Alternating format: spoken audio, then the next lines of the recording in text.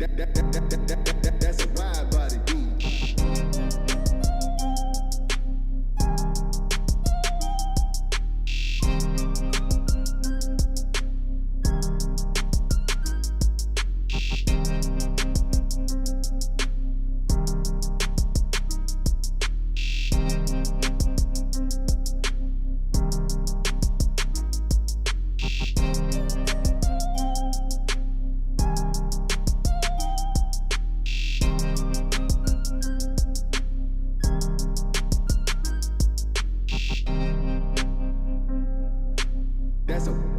That's a wide body beat.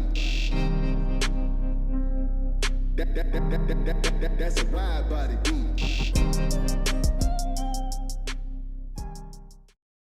Panther Nation, what's good? Welcome back to Carolina's Armchair GM. I am your host, CJ.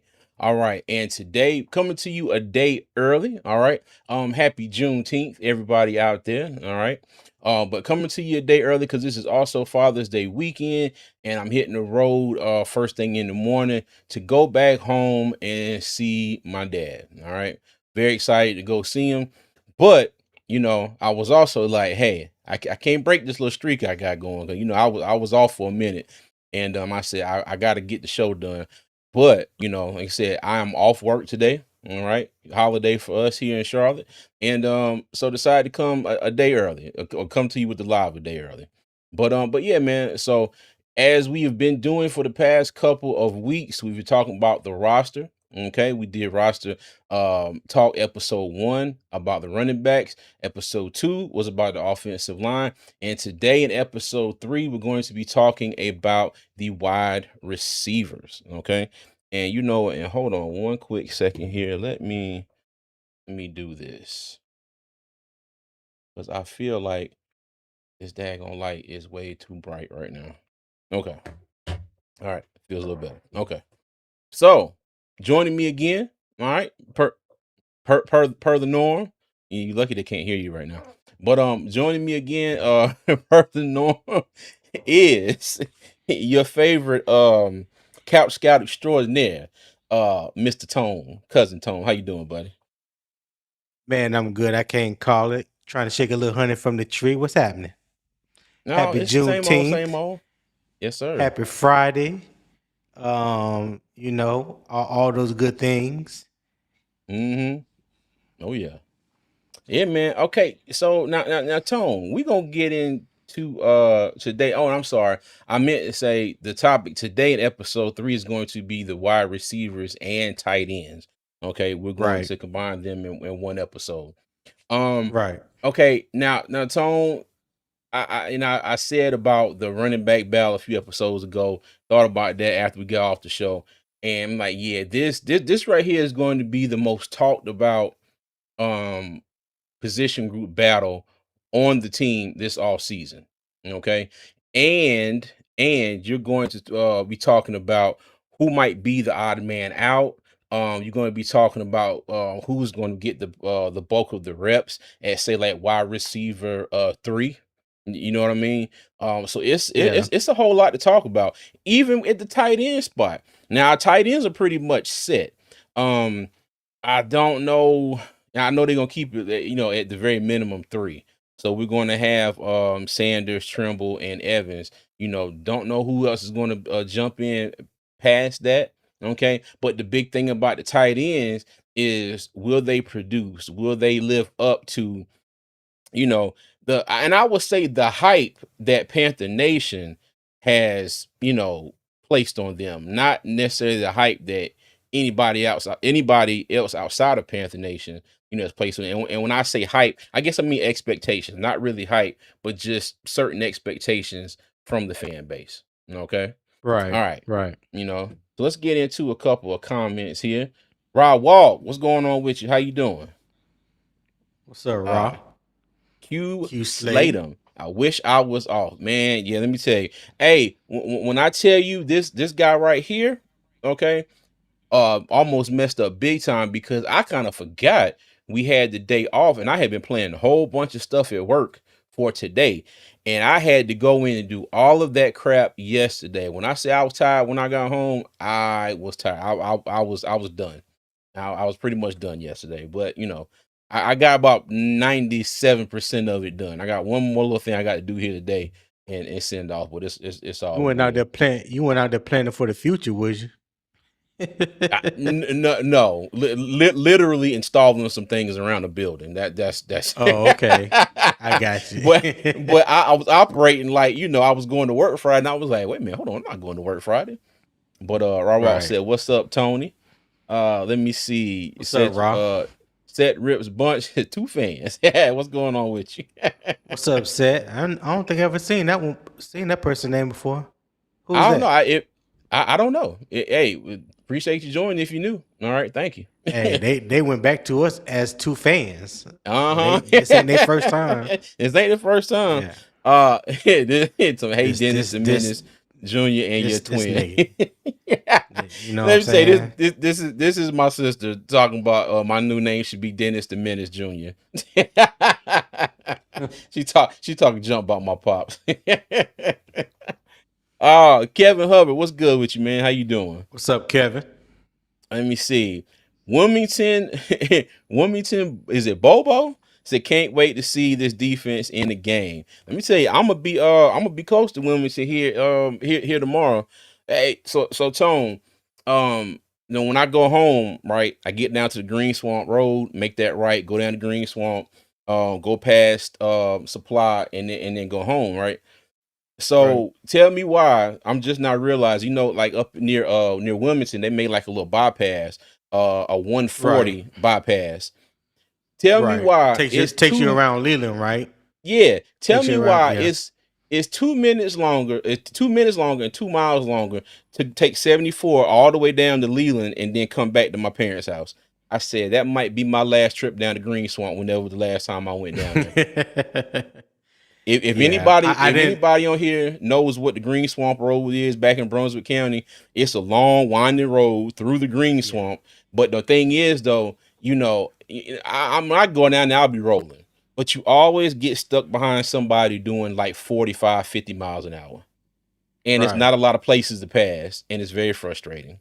So Yeah, the first time I saw that bypass, when you bypass Leland and get coming from Wilmington, bypass Leland heading towards Supply and all that was when my father passed, and I came home for the funeral, and my cousin picked me up from the airport, and we were driving back. And I thought it was weird the way she was going, because I'm like, hold up, you ain't got to cross the bridge? Like, we ain't got to pass the USS, North Carolina on the right? Yeah. Like, what's happening? Nah, she was like, nah, we're going to take this bypass. Like, that was my first time experiencing that. But we got to Supply probably about 15 minutes quicker than I ever remember, growing up. So Shoot, that's all right. Said it's Nakari. Yeah, no, I know that's you. We're not talking about you, Nakari. We talking about what's up, somebody else. Nakari? What's going on with you? Let me see. I don't like that way. You go through Mako Road. Whatever. Let me tell you, from my experience growing up, if it's something you don't like, I'll probably enjoy it. So yeah. See. Let me stop for she be to call me. All right. So let's go ahead and get into it. And let me make sure that I have my slides situated the way I need them. And yes, they are. Okay. So, all right, cuz let's go ahead and start talking about the tight ends. All right. And right here, I have the receiving stats for the tight ends for last year. So you have Tommy Tremble leading the way, 17 games played, 27 receptions, 249 yards, a 9.2 average, 2 touchdowns. He had a long of 54 yards, which was his one big play. JT Sanders played 13 games. He missed 4. 29 receptions, 190 yards, 6.6 average, 1 touchdown. You had Mitchell Evans, who had he played all 17 games, 19 catches, 171 yards, a 9 yard average, and 2 touchdowns. Okay. His long was 25, and JT Sanders' long was 18. And then you had, let me see, James Mitchell. Okay. Played only 5 games, 3 catches, 28 yards, 9.3 average per catch. Okay. So like Right. I said, the tight end room has been catching a lot of hell this season in this off season about it being, lackluster. We need a new tight end. A lot of people saying all the tight ends we have ain't worth a damn, you know. And getting into, my next slide here, okay? And Tom, let me ask you this, and let me ask everybody out here watching, okay?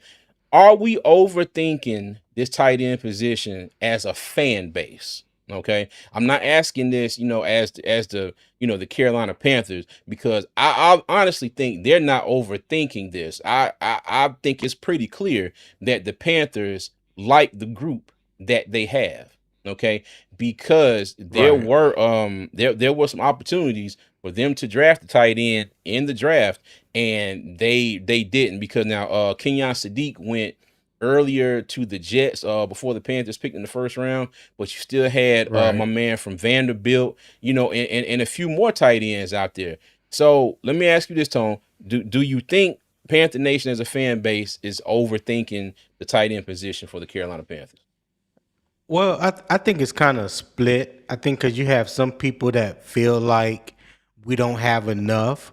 You have some people feel like we're okay. I know Dan Morgan, excuse me, Dan Morgan stressed that in press conferences that he's done this offseason, stating that they are happy with the tight end room, whatnot. But I've always gone back to say, there was a lot of hypotheticals that were thrown out there. Questions. Well, if this person was available, would you trade for him, or this and that? Mm-hmm. Um, I mean, there's some players out there. If you want to say if they were available, I would like to see them, and I consider them to be an upgrade over what we currently have. We know the tight end position in Carolina hasn't really been the same since Greg Olson. Um, Tommy Tremble. I mean, he's a good, dependable, average tight end. Mitchell Evans showed flashes of what he can possibly, do in the future with more playing time. And Mm-hmm. we just haven't seen what we needed to see from Jadavion Sanders. And I know you're going to touch on that later, so I'll save my comments for that for later. But as a whole, I just think they're just average. I just think they're just average. I don't think they're anything to write home about, but I don't think they're underperforming as well.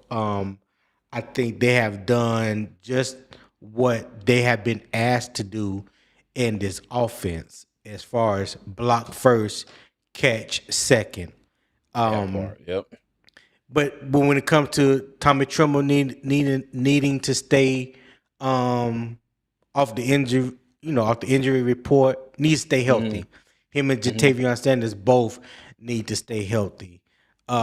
So I would like to see them remain healthy for a full season. You know, parlay that with Mitchell Evans and see what we eventually get from that tight end position. But yeah, like I said, depends on who you ask. Their opinions can vary. It can be one Mm-hmm. way or the other. A lot of hypotheticals was out there, but right now, as we currently sit with the tight ends that we have, I just feel like they just average. They don't put a they don't cause a threat to anyone's defense. Okay. All right.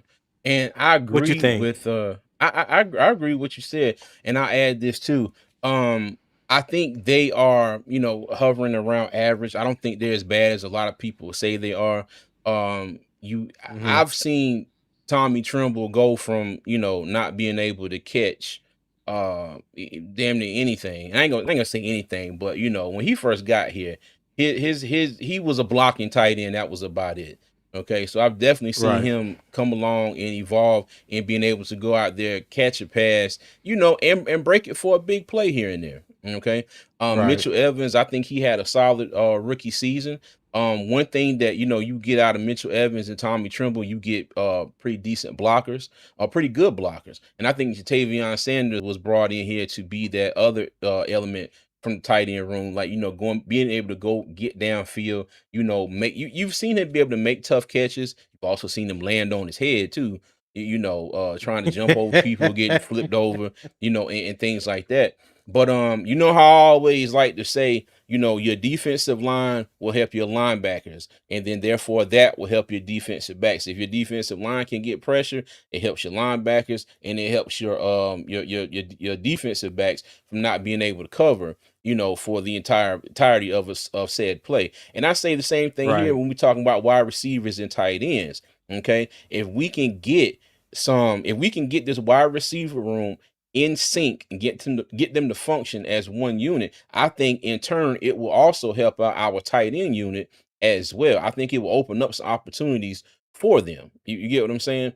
So I don't think this room is as bad as everybody. No, I ain't gonna say everybody. I don't think this room is as bad as a lot of people think, because I've seen some experts, some writers, ranked us as having the worst tight end room in the entire NFL, the Yeah. worst in the division, or whatever. To be honest with you, I don't have any issues with these three here and whoever may be the fourth one. Okay, because like I said, I think you get very good blocking from Tommy Tremble and Mitchell Evans. I think you get good pass catching from Tommy Tremble and Mitchell Evans. And the thing with Jatavion Sanders, all right, and we're gonna touch on that right now. Okay. And I got this slide labeled breakout year loading. And Tone, and I'm gonna ask you a question. Okay. Now, his Yeah. career has been hampered by injuries. Okay. Like I said, he had the neck injury. I forgot the injury he had this past season. So do you think if we get a full 17 game season out of Jatavion Sanders or something close to that, maybe get 16 games or whatnot. But you think we get a whole season out of Jatavion Sanders, do you think that we can get what we saw at Texas and what the Panthers saw that made them draft him? You know what I mean? Do you think it's the injuries that's been hampering him so far as the key factor, or do you think it's that plus something else? I'll answer the latter first. So yes, All right. I truly believe that the injuries has hampered him, and I've stated on multiple occasions on different platforms, and I've said since he had that neck injury, Jatavion Sanders has not been the same whatsoever. Mm-hmm.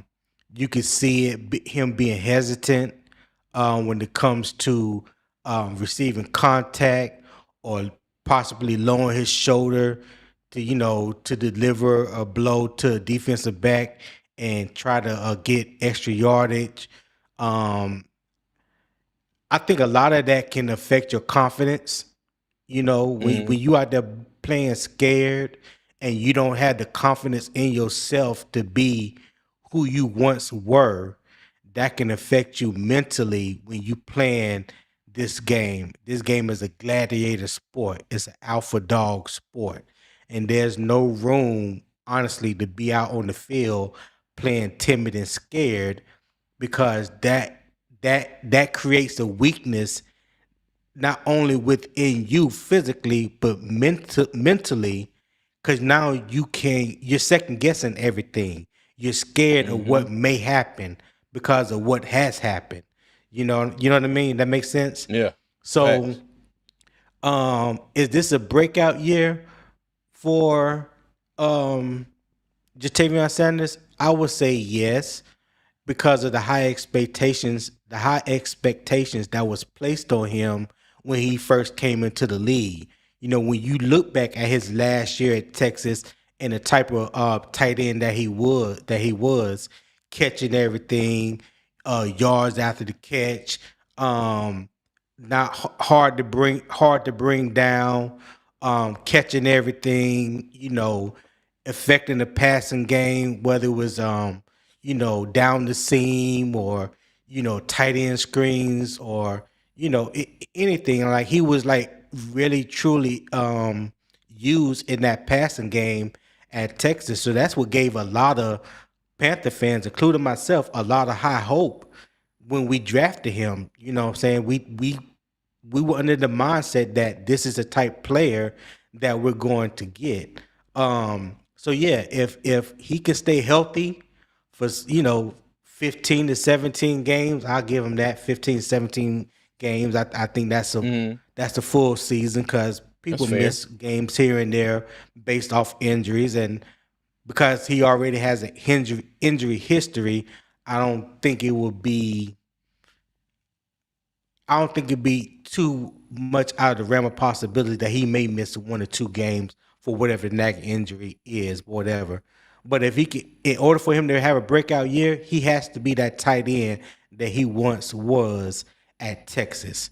Because what we've seen thus far at Carolina has been underwhelming, and yeah, it's definitely not worthy of tight end one, if you will. Okay, facts. What's going on, Marcos Cash? How you doing, bud? And let me So see. Marcos, We don't need to draft a tight end first round until we get every position filled. I can, yeah, I can agree with that. I can agree well, with that. yeah, But I go go ahead, Tom. ahead. No, No, you no, go go ahead. You ahead. go ahead. No, I was Well, gonna I say, was I guess it. Go ahead. You go. You go. no, I was gonna say I was never of the mindset that we needed to draft a tight end in the first round. I was absolutely against that. I either wanted a tackle or a linebacker. Those are my two Yeah, options in same the here. first round. And not only did we get the tackle, we got the tackle that I wanted to drop to us. Monroe Hmm. Freeland. Welcome to Carolina. Yeah, I feel you. I feel you. But and for me with Jatavion Sanders, and like you said, if the neck injury is still kind of holding him back, I hope that um he'll be able to get over that this year. Get himself back out here and get to the tight end that we drafted. But and somebody made a comment and they said they think that this is Omar. The last year of Tommy Trimble's deal, and it is. This is the last year of his 2-year deal. Okay. So, So he's an unrestricted free agent after this year. he gonna be an unrestricted free agent. So now, mind Okay. you, we talking about Jatavion Sanders, having a breakout year. I mean, hell, Tommy Trimble might need to have somewhat of a breakout year to be considered, for another deal or to be re-signed to the team. You know, so What does a breakout year look like for him? I'm sorry to cut you off, but that was just a thought that just popped up in my head. What does a breakout year in your mind look like for Tommy Trumbull? for him, now mind you, he got what I say about 600 to 700 yards. And I'm speaking in what I think is Panthers terms for a breakout year. I doubt you're gonna see Tommy Tremble have 1,000 yard season. You know what I mean? I doubt you're gonna see Right. him get the he's in the percentage of Maybe. catches from wide receiver and tight ends. He's probably not gonna be in the top half of that. Yeah, You know what I mean? maybe I should have said realistic. Yeah, you know what I mean. I'm just saying, a Yeah. breakout year for Tommy Tremble will probably be 600 to 700 yards and 8 touchdowns. You know what I mean? Damn. Um, I'm just saying. No, I That's got what you. I'm thinking. I hear you. Because Hey. I can't see this offense I can't see Tommy Tremble in this offense right now breaking out and getting 1,000 yards receiving. I mean, he's not Greg Olson. That was our last thousand No, yard no, he's tight not. end. Yeah, he's not, No, he's not. and no disrespect to Tommy Tremble, but he's not Greg Olson. You know what I mean? I see the potential of Jatavion Sanders being able to get 1,000 yards or get close to it. But okay, if like I said, I think he has to show this coaching staff that he's ready for the up workload as far as being able to get to that point. But again, in this offense, it's not a tight end heavy offense as far as in the passing game. I think the tight ends are kind of like get in where you fit in. There's not going to be one of these tight ends who's going to be a featured part of this offense every single game, like Greg Olson was, back some years ago. I forget how long it's been since he's been gone. You know what I mean? Yeah. So But I don't know. Go ahead, Tom. no, you go ahead. I'm sorry. Now I was gonna say I don't know if this is going to be the year where they'll be like, okay, well let's have a heavy feature of Jatavion Sanders, Tommy Tremble, especially with what we got to talk about coming up next. So, Well, let me ask you this: if mhm, if if we expect Tommy, if we expect that Jatavion Sanders or Tommy Tremble, or let's just say both, have breakout seasons, right? That means that they would have mhm, to have done something, let's say within the first 3 weeks, that really show Brad Isaac as the offensive coordinator. Okay, we can really utilize an uptick at the tight end position in this scheme. Them boys that went out and really made their presence felt, showed some things that maybe they haven't showed in the past. mhm. Even though we may not be a tight end heavy, offense, scheme wise, could that change the perception and increase their workload the rest of the season to where they are incorporated more into the passing game? That's the only way I can see where both of them can have a quote unquote breakout year. They're gonna have to really show something to make Mhm. Brad Isaac and Dave Canales say, you know what? This is a dynamic that we haven't had in the past. Jatavion has been healthy. He's doing Mhm. his thing. He look like look like his old self. Tommy Tremor is making an uptick. How can we incorporate these guys more into the passing game? What can we do to utilize them more down the seam, shallow crosses, Mhm. things of that nature. Do you foresee that possibly happen if they can go out the first 2 or 3 games and whatever opportunities is presented to them, they just maximize it to their fullest potential? Um, I can see it, but to me it depends on Brad Isaac as a play caller. Okay, is he going to be the type of play caller that says, "Okay, bet this person is stepping up. Let me get them some more reps." And I still go back to this last year. Rico had the hot hand. When Chuba came back, we went to that instead of going with what was working. Right. The Right. momentum that we had, momentum that we were carrying, and it to me it all went away. All right. Now, if these if one and to be and let me say this, if one of the two that I think will have a breakout year, it'll definitely be Jatavion Sanders. Okay. I think it would Okay. be more so him that would be able to get to that, 6 or 7 or 800 yard mark, over Tommy Tremble. Okay, because Right. I do Right. think that Jatavion Sanders has the ability to be, a little bit more explosive than Tommy Tremble.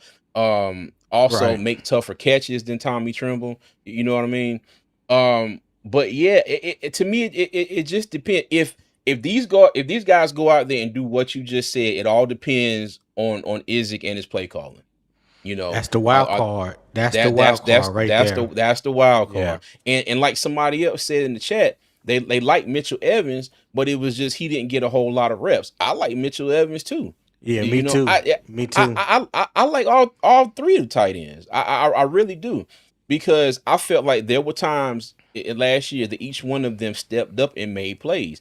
Tavion Sanders made plays. Tommy Tremble. Remember the Atlanta game when Tommy caught that 54-yard pass. He caught the ball. He broke a couple tackles, and then in Tommy Tremble fashion, I mean, hell, he took off down the field. I mean, he wasn't running 100-yard dash speed for the Olympics, but my man was moving. Right. You know what I Right. mean? So I think there were flashes of all three of them stepping up, when called upon. Okay. But like you said, if one of them gets out here and starts showing like, hmm, like, and especially us as a fan base, we gonna know. We be like, well, damn, hey, he need to get the ball more, this and that and the third. And like Right. I said, Isaac is going to be the wild card. I think that they all have the physical capabilities to be good tight ends for us in this system. But I don't think it's going to be a situation where Canales and Izzy are going to ask these guys to be Travis Kelce or hell, I can't think of another damn tight end. George Kittle George or Kittle. your I boy saw his out of face. Mark Andrews out of Baltimore. Yeah. You know, Or Tucker even my man Kraft from and those guys. Atlanta. Oh, What's my Kyle man? Pitts. Yeah, Kyle Pitts. Pitts. You know what I Yeah. mean? So I don't think they're going to ask them to do what those guys do. You know what I mean? Right. But Right. if they do start showing signs that they can, get close to that, or be on, like I said, it's up to them, and we'll see. We'll see. Okay. All right. But yeah. All right. Any other things, thoughts, issues with this tight end room you see before we go ahead and move on? No, I just want to say I need Jatavion Sanders to get his confidence back and be the player that we were excited about when he was coming out of Texas. If he can do that, and I know that's probably a big ask, but if he can do that, I think that really gives our passing game, which will affect the offense overall, but it gives our passing game another element down the hash, down the middle of the field, shallow crosses, like I was saying. If he can get back to who he once was, I think that bodes very well for our offense. Very Facts. well. All right. I agree. Okay. All right. Let's go ahead and move on here, and we'll start talking about our wide receiver group.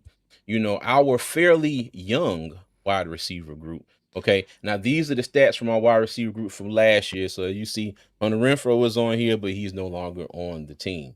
Okay. So you had Tetairoa McMillan leading the way, 70 receptions for 1,014 yards.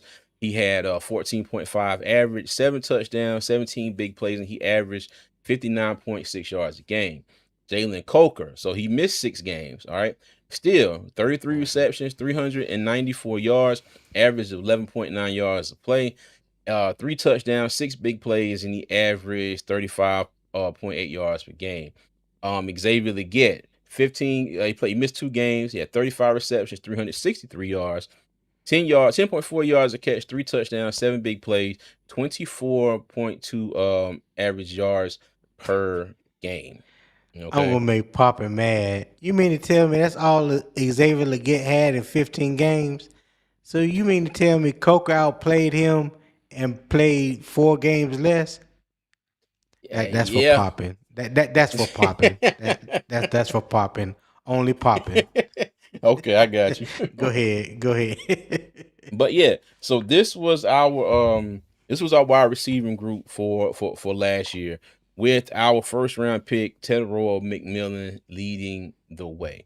Like I said, for me, the thing that stands out here is Ted McMillan, was the man. All right. He is our undisputed wide receiver one. I think everybody knew that from the jump. I don't think that was ever in question by anybody. Okay.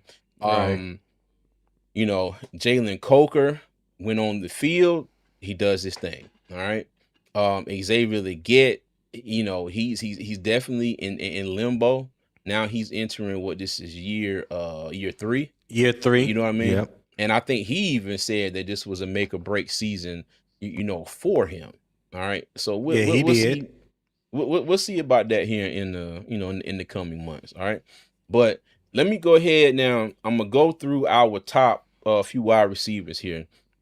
And okay, so for Ted McMillan, all right, the one thing I want Ted McMillan to do right here, as you see on the screen, keep pounding. Okay.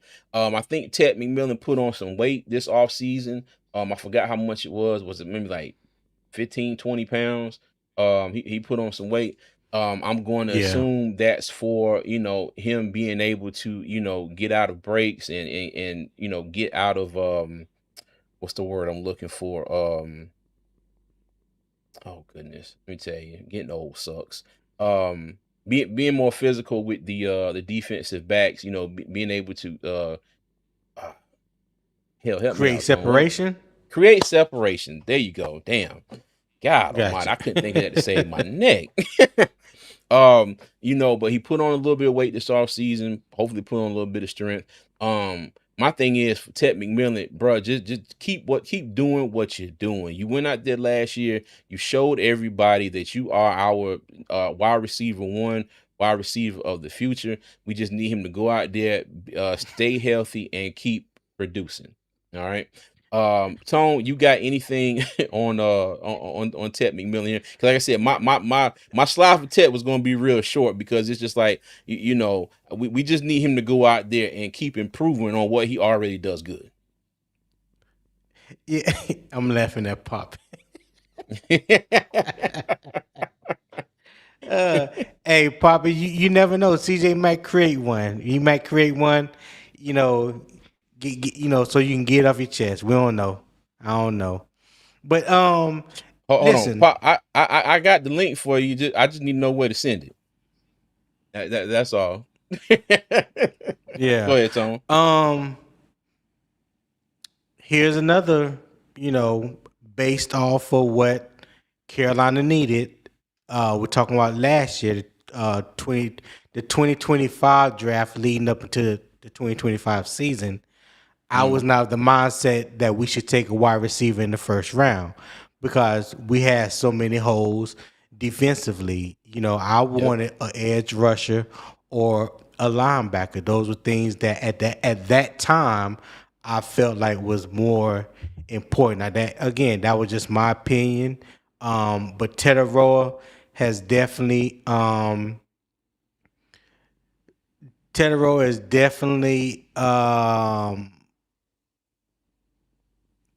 met my expectations. He went beyond my expectations because I did not expect to have this out of him the first season.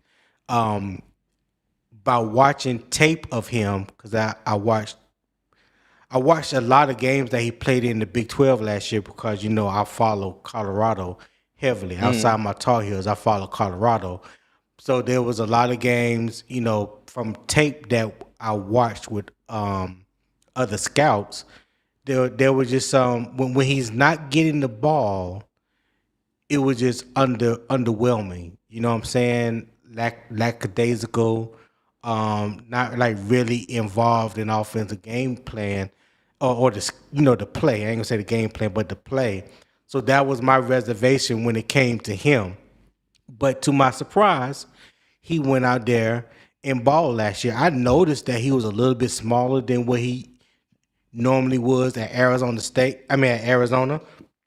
I didn't know how much weight or whatever, he had lost or what have you. But I'm glad to see that he's back up to his 220, 218, 220. I think last year he played around 205.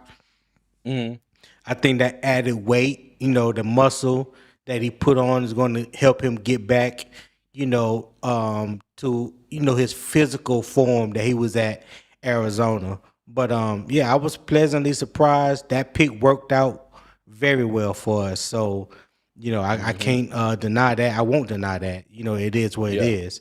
And he definitely has established himself as wide receiver one. Even though he had some drops last year that I know he wished he had back. I think there was a couple touchdowns that he dropped in the end zone. There was a couple passes that he dropped in critical downs. But he was a rookie. Yeah. He was a rookie, and he took on the mantle of being the wide receiver one from day one. And I think he did the best and the most that he could out of that. I feel you. Yep, and I completely agree. I'm with you in the fact that I was hoping that the Panthers would draft a pass rusher last year when we got Ted McMillan. I ain't even gonna lie because I know when we were live for the draft, my face went south when they announced his name, and I was like, man, come on, like really, but like I said, I'm happy to be I didn't say proven wrong because I didn't feel like he was going to be a bad player. I just felt like we had needs, more pressing needs at another position. But and like I said, glad we got him. Yeah. And again, I just need this man right here to continue pounding, keep pushing forward. Continue to work at perfecting his craft. I think he's well on his way. And in a few years, let me tell you, this brother right here is going to get paid. Yeah. I So just for sent Ted you McMillan. popping information on WhatsApp. Okay, all right, cool. Yeah. Cool, cool, cool. Well, let me get to the next slide here, okay? And Tone, I will let you go first, and I'm gonna send Pop in the link here real quick. All right. Okay. Jalen Coker. What do you think is going to be, or how do you feel like a whole 17 game season from Jalen Coker is going to what's it going to look like, and how it's going to benefit this team, especially because he hasn't played in the first 6 games in each of his 2 seasons, if I'm not mistaken. He's missed the first 6 Facts. games in the past 2 seasons. So what Yep. what what do you think a whole 17 game season from Jalen Coker will look like, and how that will benefit us? I think Jalen Coker being wide receiver 2, I think he could potentially be 1,000-yard receiver or close to it. I think he has Mm, that kind of skill set. And I say that based off the games he has played when he's not hurt. Like mm, when he's available and he's completely healthy, he brings another added dimension to our passing game that we don't get from anybody else. You know what I'm saying? mm, Um, Unc had a good conversation. I think it was yesterday, or the day before yesterday, where he was talking about who's the most explosive wide receiver on the team, and he believed that it's Jalen Coker. I know some people said Tet. I believe mm, it's Jalen Coker, and that's just based off of the production, the mm, explosive plays that him and Tetairoa has had. Jalen Coker, I mean, yeah, he played one more season than Ted, but he's had more explosive plays down the field, even yards at the catch. So if he can remain healthy for a full season, start the season off strong, which I hope he does. Um, yeah, I could see him potentially having 1,000-yard season, and see that plays also into how effective and how much dangerous this offense can be. Because last year, the mm, first 6 games, everybody was scheming and double teaming Tech, because we didn't have no number 2 that presented a threat, to defenses on the field last year. So it's like, yeah, we could double team Tech because we ain't worried about nobody else, and nobody else stepped up in that wide receiver 2 position last year. It was like it was mm, either Tech or nothing. You know what I'm saying? But now you start off a season where you got Tech and Jalen Coker. Well, now that shifts the mindset of the defense. They can't just double team Tech all game long, because you got a mm, killer in the slot opposite that can kill you. You know what I'm saying? mm. Like what he Fact. did against the Rams in the playoffs. So we got players that, if they're healthy for a full season, I know we keep harping on that, but that's what this is what we're hoping, based off a full season of those players. Whether you're talking about Jonathan Brooks, I know we talked about running backs last week, but I'm just throwing his name out there. Jonathan Mm, Brooks, when you're talking about Jalen Coker, Jatavion Sanders, like these are guys that we really want to truly be able to count on for a full season. And facts. if we can do that, this offense is going to be very, very, very good, in my opinion.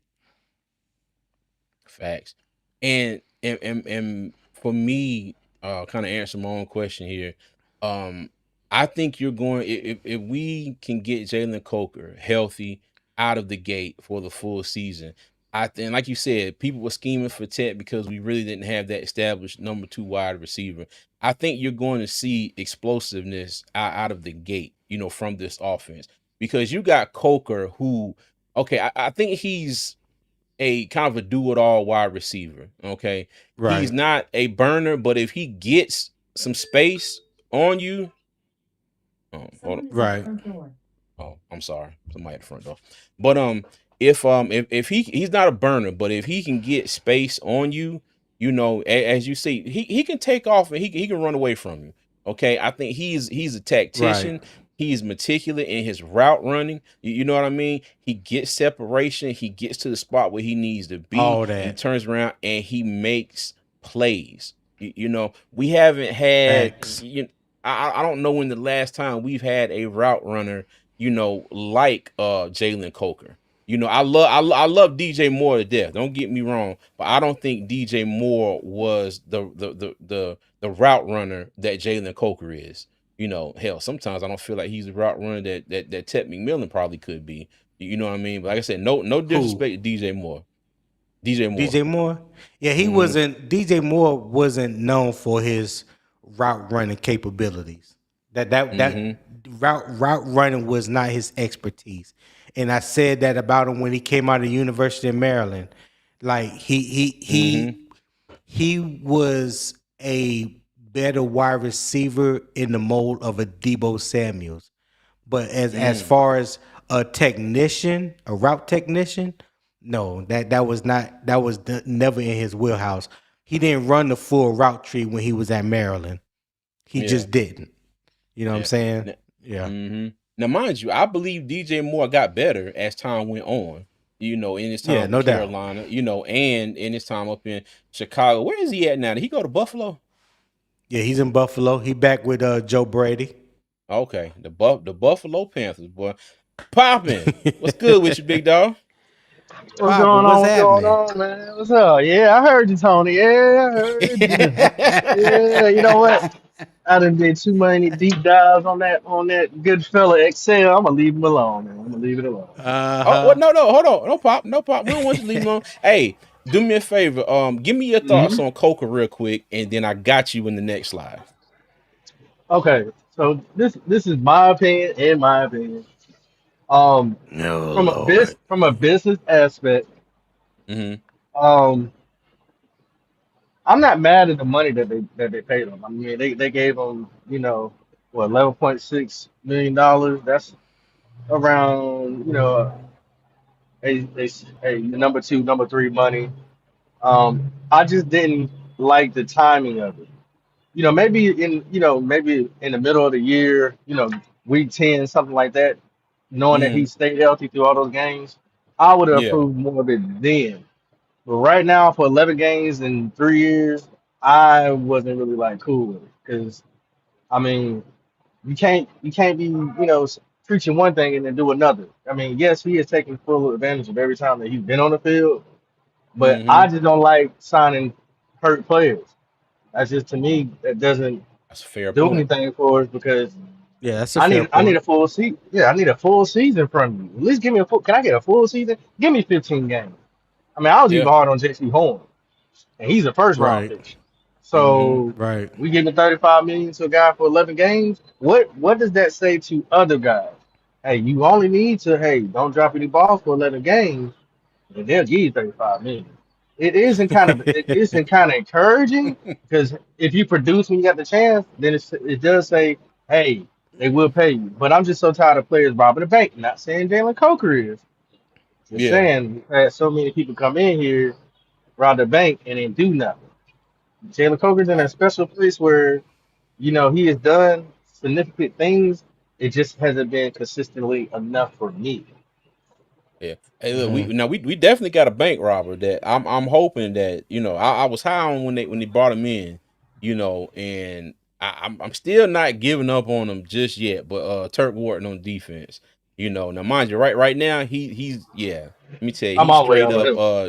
let me I'm say all the way on him. he's den of thieves of now. You Yeah, know, for sure. Absolutely. he Yeah. I'm That telling you, he is the true definition of stick and move. bruh. Absolutely, Tom. God almighty. Yeah. And let me say, I had high hopes for Turk Wharton for last year and the year before. I really did. I thought he was gonna come in and be kind of another. I ain't gonna necessarily say like the missing piece, but I definitely thought he was going to add something to that defense that we were lacking a little bit of. So, but yeah, but But now probably not. this the thing, CJ. Mm-hmm. Just to jump on that for 1 second. Go ahead. I know y'all remember this. Y'all remember the video when he was telling why can't I think of his name? The guy we got from Florida, uh, Cam Cam Johnson, You talking Cam Jackson. about Jackson. He's Cam, like, Cam Cam hey, Jackson. bro, Jackson? Yeah, yeah. you got to carry these helmets. You got to take it. You know, you want to be great. And he was talking all this big stuff to him. Like they asked him, why you ain't wear your ring? Because I plan on getting one here. How you gonna get one here if you ain't never on the field? Like it's Wow. he just had his chest poked out a little bit too much. So I was like, okay, yeah, this is kind of the attitude we need. A guy who knows how to Yeah. win. And now Hey, you have real. somebody who gets hurt slipping on banana peels.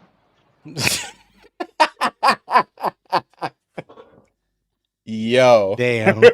Hey, yo, I just want to say something about Jalen Coker's contract extension because it was heavily talked about, and of course, sometimes you just can't get a word in edgewise, on other channels, and the contract is not as big as people think. And I always try to tell people, you got to look at the signing bonus and the guaranteed money, not incentives. The signing bonus and the guaranteed money. When you total those up over 3 years, it comes close to about like $26.5 million. His average annual salary for those 3 years is 8.75. He's not making 11 million. He's not making crazy dumb money. That's about on par for an undrafted free agent and his first contract. Because y'all have to remember, there's a salary cap within the salary cap. Like if you was an undrafted free agent, you ain't gonna go from making 2 million. I'm just throwing a number out there. You're not gonna go from making 2 million a year to 25 million a year. That's not how it works.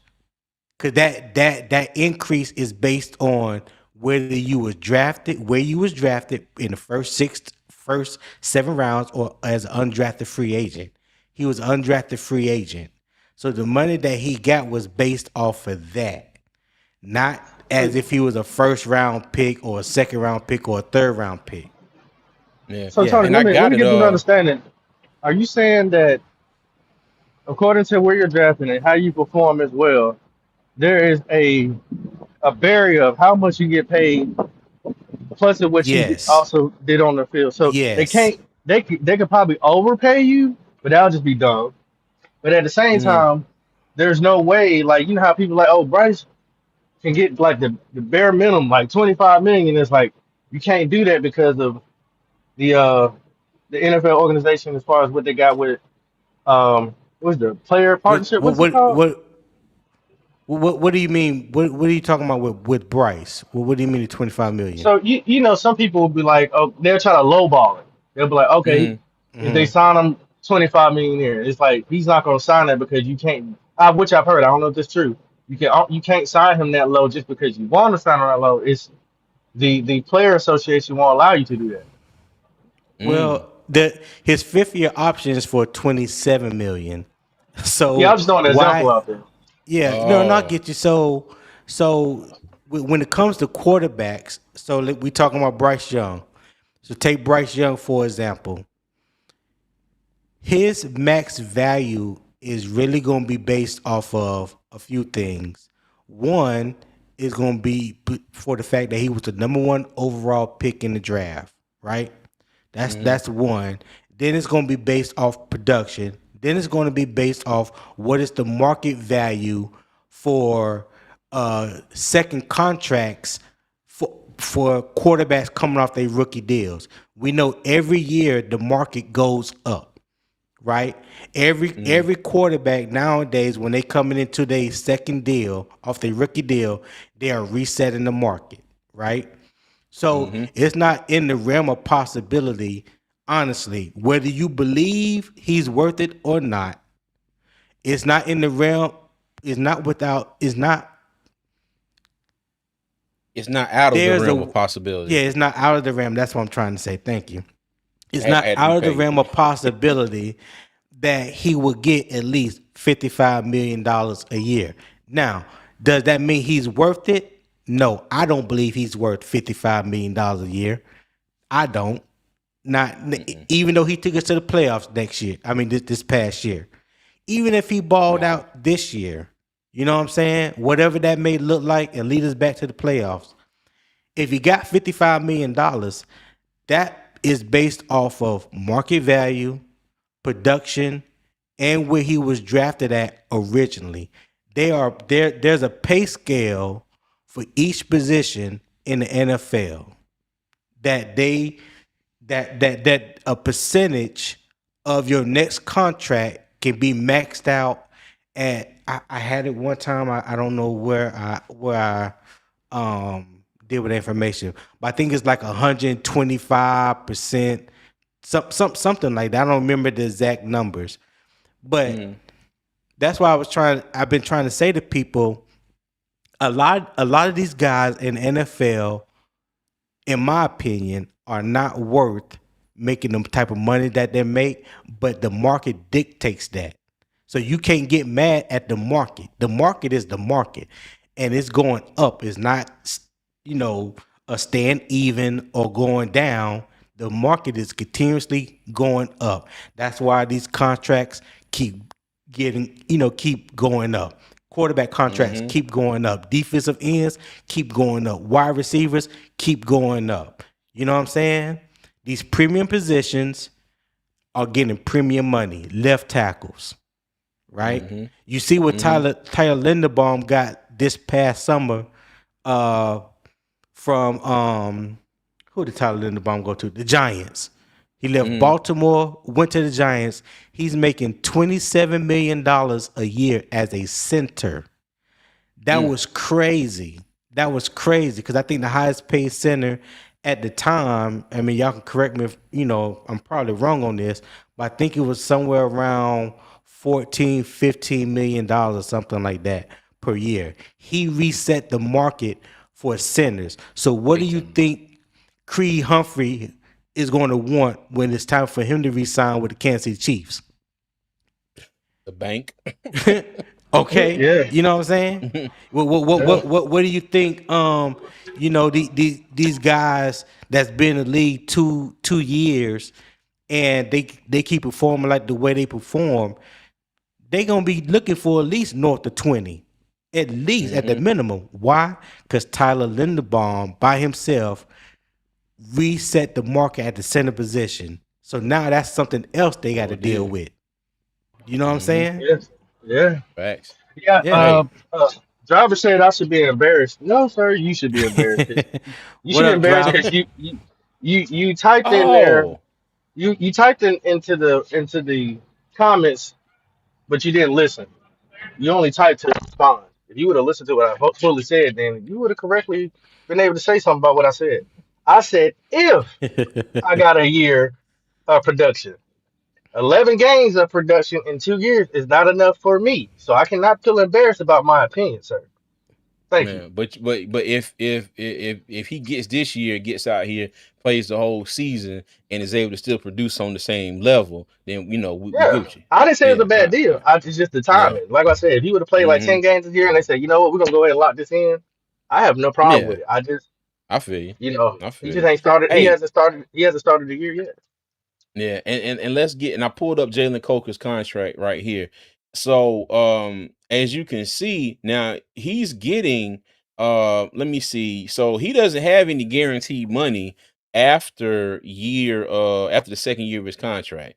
So he has what 5.4 million in guaranteed money. So look at 2028 and 2029 where his base salary jumps up to 6 million and then 13 million. But and again, another one of these situations where the Panthers, I think they did this purposefully, which they usually do, but I think they worked themselves and out. They're giving Jalen Coker this year to see if he can stay healthy, this year and next year, and then just say if it doesn't work out in 2 years, then they got themselves an out. You know what I mean? But he does have incentives in this contract as well. It says Coker signed a 3-year, $34 million contract extension with the Panthers on June 12th. $19.5 million guaranteed, of which 18.45 is the new money guarantee. 12.5 million is fully guaranteed at signing. The full guarantee consists of $7 million signing bonus and his 2026 and 2027 salaries. The contract contains annual per game and workout bonuses. Okay. Right. So, but we'll see. But like I said, it all it's all depends. But and like Poppin brought up, which is a fair point. Okay, which is a fair point. You want to see Jalen Coker go out there and be able to start from the jump and play this whole season, because he hasn't played the first 6 games in either of the 2 seasons that he has played so far. But and that's the thing. If Jalen Coker can stay healthy, I don't see a reason why he can't go out there and keep up the production that he has and improve on it. Okay, it's just a matter of him staying healthy. All right. So Right. Poppin. All right. Reason why you came here, my brother. Okay. What is next for XL? All right. And before y'all go, let me give a quick spill on this. And I said this before. I am not out on XL. Okay. I'm not out on him. A lot of people want him gone. They got all kinds of nickname for him, this and that. I just think it's a situation where XL needs to lock in. They say he came to camp this year. He's slimmed down. He needs to lock in. He needs to get with his quarterback. And then I think a lot of people made too much of the whole trail ride thing. I just think that was them having some fun. You know what I mean? I've heard stuff about it was promotional event and this and that, and I'm just like, even if it was, whatever. But I see I see what XL can do. And I think somebody mentioned it in the chat as well. They would love to see XL on a lot more deep routes, go routes, taking advantage of his speed, of his ability to get separation, and make catches. Now, mind you, XL has dropped passes. He's dropped some critical passes, but XL has also made some critical catches in his time with Carolina. So that's what I say. It's not like he's been a total flop and he's out there dropping everything every week. XL can make plays. You know what I mean? It's just that I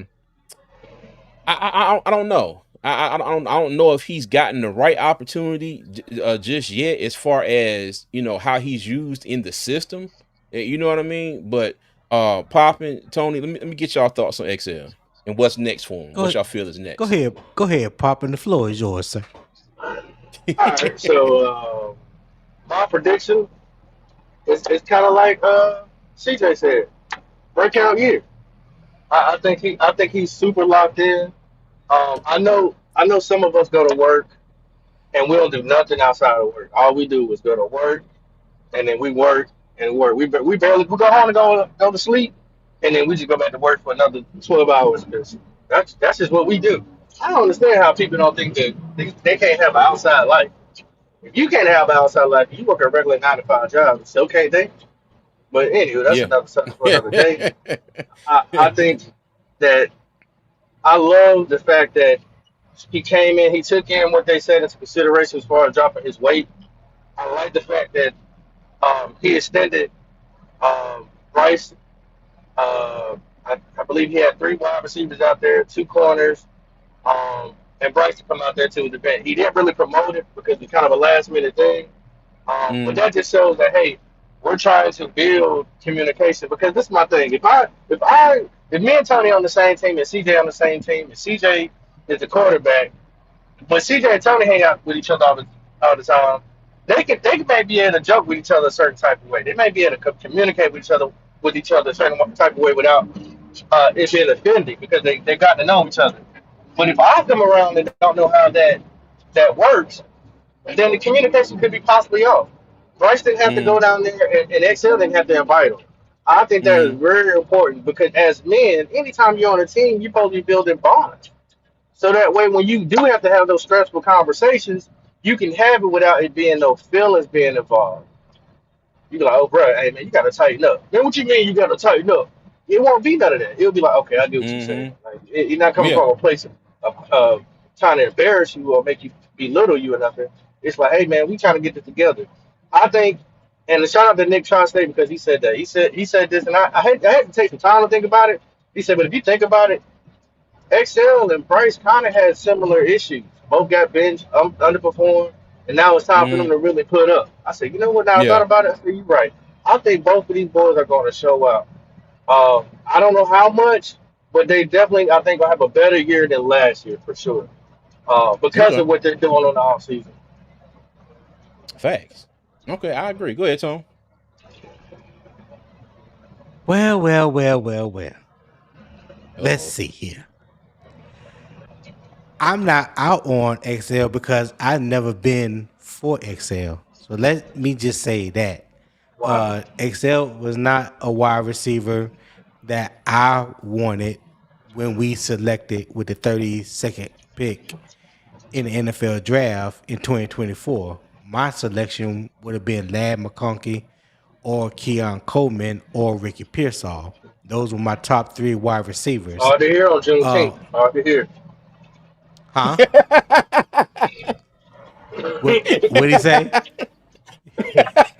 said it's hard to hear on What Juneteenth. It's hard to hear. Juneteenth.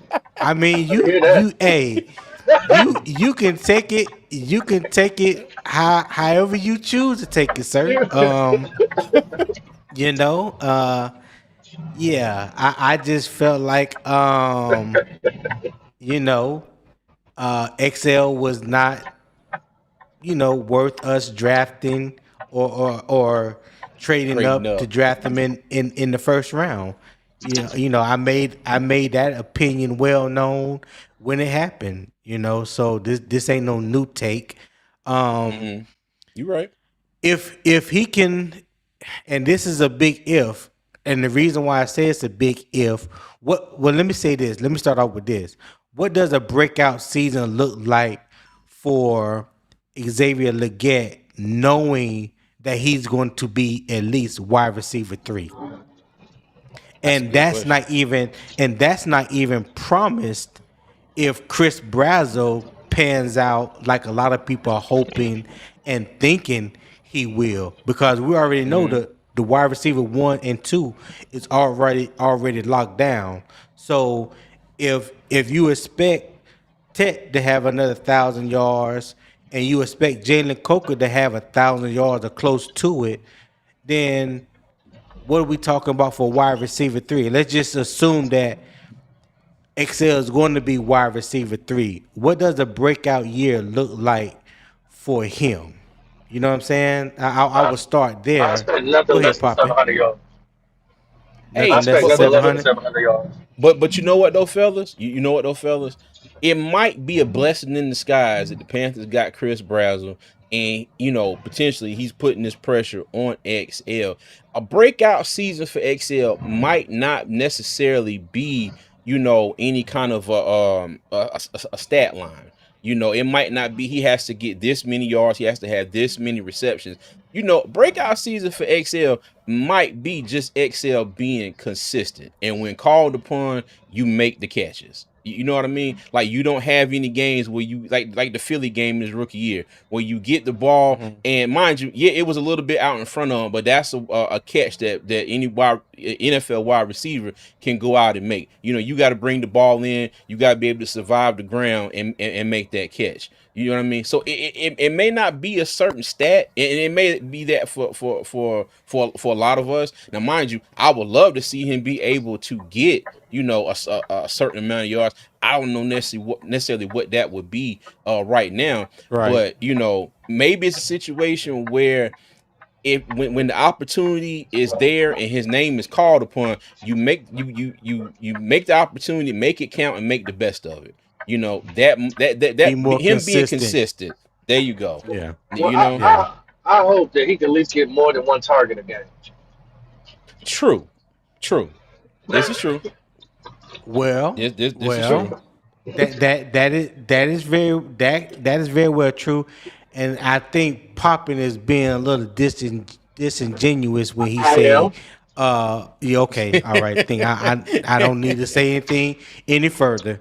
But no, seriously though, when you think about him being at coming in as a wide receiver 3 right now? Like, what are the expectations as far as target share, is going to be for him? So you got Tate, he's gonna get bulk. Then Mm-hmm. Jalen Coke, he's gonna get it because he's proven that he can be dependable when he's on the field. So you got that in your wide receiver, in both your number one and number two wide receivers. What you don't have is a number three wide receiver that you could depend on like that. So is he going to True. be?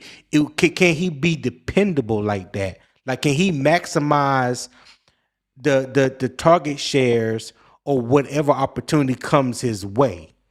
Because they're gonna Mm-hmm. be far and few in between than they were to his first year. You know what I'm saying? They're not gonna True. sit there and force feed him like they attempted to do his first year, and we all saw how that panned out. You know what I'm Mm-hmm. saying? So that's my question when it comes to Excel.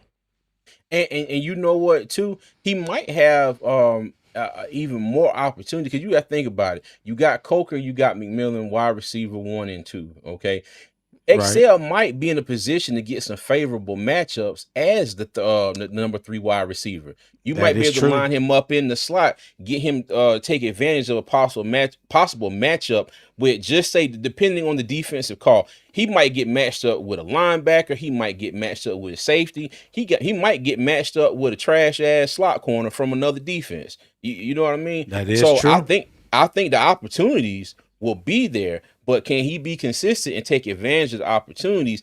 And also, can they go and look at this game film and look at this tape and be like, you know what, this worked, this really worked this game. Let's make sure we incorporate that going forward, and not like, because sometimes I feel like me, like, you know what, we did a great job this game, and just like they took that, they put it in the little evidence folder like you have at the police station, they filed that damn thing on the shelf, and it's collecting dust. You know what I mean? It's like we ain't going back Yeah. to it. So like I said, I Okay. think there's going to be some opportunities for XL. Can he be consistent with it and take advantage of those opportunities and make plays? Cause the thing that burns me up. I remember when I put that clip together for Poppin, and Poppin went on his world tour, his XL world tour, showing the world, Had this to. and that. And the one thing the one question that always that I the one question that I always had was, Bryce don't seem to have this problem with any other wide receiver but XL. So is that an XL problem or is that a Bryce Young problem? Mm, Well, so in my opinion, from what I've seen so far, and I mean, I'm not saying that I'm a um, what's the word, video scout when it comes to everything, when it comes down to breaking down plays.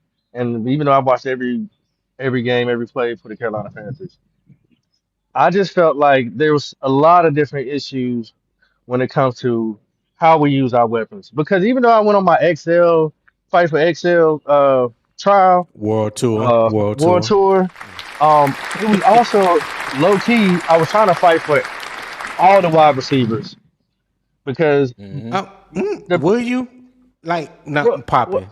Now I come hold on now, dog. on, let me finish. I got you, so because Okay. part of the premise of that show was about how Dave Canales was using our wide receivers. I didn't like how they were using our wide receivers. I didn't like how they used Jimmy Horn. I didn't. They used Jimmy Horn a little bit how they were using XL the first years. Yeah, Them he was a screen gadget little player, and that stupid, was yeah, it. just a gadget plays, dummy missions. I didn't like that.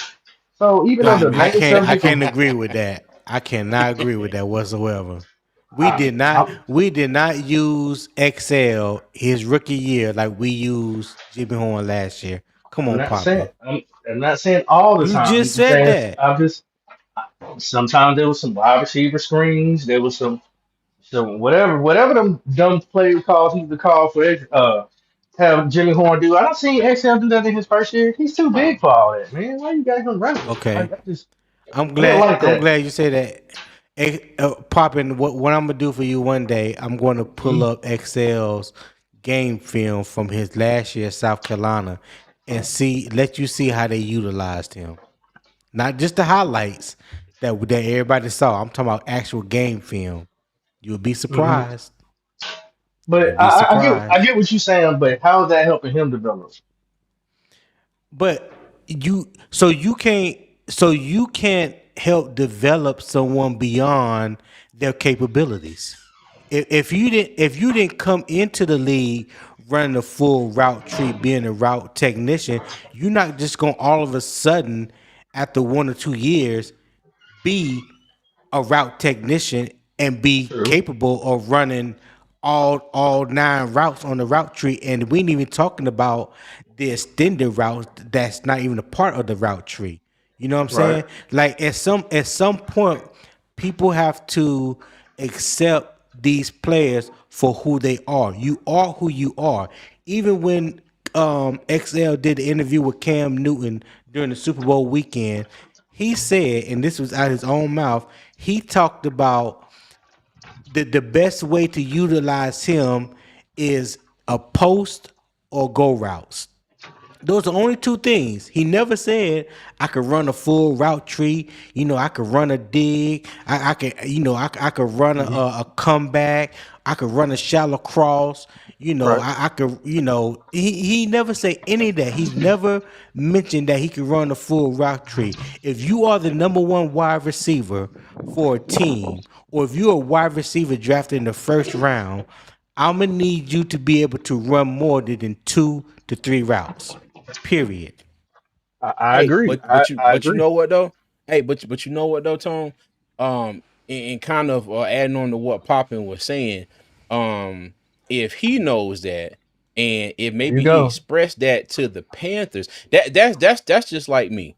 You know, I could go out here right now, and if somebody needed me to go and tear up their whole driveway and pour them a whole new driveway with concrete, I can do that. My dad poured concrete. I poured concrete growing up. I've done it for a neighbor of mine across the street. I extended his whole driveway. Okay. And I tell you, this is what I do. I do it good. But then you come at me and want me to rewire a whole house. You know what I mean? I just told you my black ass pours concrete. I'm not an electrician. Now, now, now, There now, you now go. mind you, mind you, Tony, I do agree. You a wide receiver drafted at the bottom of the first round. Although it was the bottom, it's still the first round. Now, mind you, it's up to the Panthers to take advantage of what he's good at, but it's also up to Excel to improve on the things that he needs to work on. So, mind you, That is true. hopefully that those two things can come together, and make a and unify for this season. But at the same time, it's still going to be hard, like Tony was saying, because you got Ted at 1 and you got Coker at 2. So he's going to have to go out here and make something work, because you got Chris Brazzell breathing down his neck. You know what I mean? So, because the thing was, there was a lot of people that wanted Chris Brazzell. What's his name? Brant Tiller said his phone blew up after they drafted Yeah. Chris Brazzell. I Everybody believe called it. him, was like, "Dag, dog, that's who we wanted." You know. And you I like you our whole can wide go receiver room. I ahead. really do. I do. Yeah, I do too. But I don't want them don't let all to win. I Howard want all of them to stay. don't let Howard hear you say that. He gonna tell you that they the best wide receiving core in the NFL. Don't let Howard hear you say that. I mean, I'm not really, crazy about Mechie, David Moore. I'm not really crazy about him, but the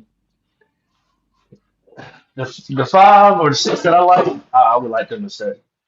That's what you Hey, did, Horn. That's Poppin, Brazzle, Coker, XL, CD hold Mac. that thought. We hold that thought. We gonna get the rest of them in a minute here. But Yep. yeah, man. But like I said, we're gonna move on from Excel right now. But like I said, I think, I'm not out on Excel. I'm not out on Excel whatsoever. Like I said, if the things we know he can do, and what he know he can do, and what he needs to work on and what the Panthers see with him, and they know, well, okay, we need to get him more of this, we need to get him more of that. If all that can come together, if the Panthers do what they need to do and Excel do what he needs to do and improve on what he needs to improve on, I do believe he will be in a better situation. Now, mind you, like, and that's why I was saying is you got Coker and Ted up there, so it might not be him having these gaudy numbers at the wide receiver spot, but like I said, opportunities, execution. That might be what leads Xavier Legette, and not necessarily a breakout season, but a season where we're not talking about what he didn't do. When you go talk about, because my thing is, we want to talk about what XL did do, you know, and he did it well. Right. We don't want to have another season where it's just like, oh, well, he dropped this or he did this. If he can go out there and make people start talking about everybody else, and with the conversation about XL was, yeah, he did that, he caught this, he made this play, you know, I think that'll be a good year for XL. Yep. Yep. What's your saying, Tony? I mean, CJ.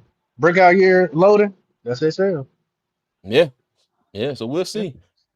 I mean, I want to see it. Don't get me wrong. Like anybody that's on the Carolina Panthers roster, I want to see them do good because at the end of the day, it benefits the Carolina Panthers. You know what I'm saying? There you go. But I'm also under the belief. I believe what my eyes tell me, what I see with my eyes.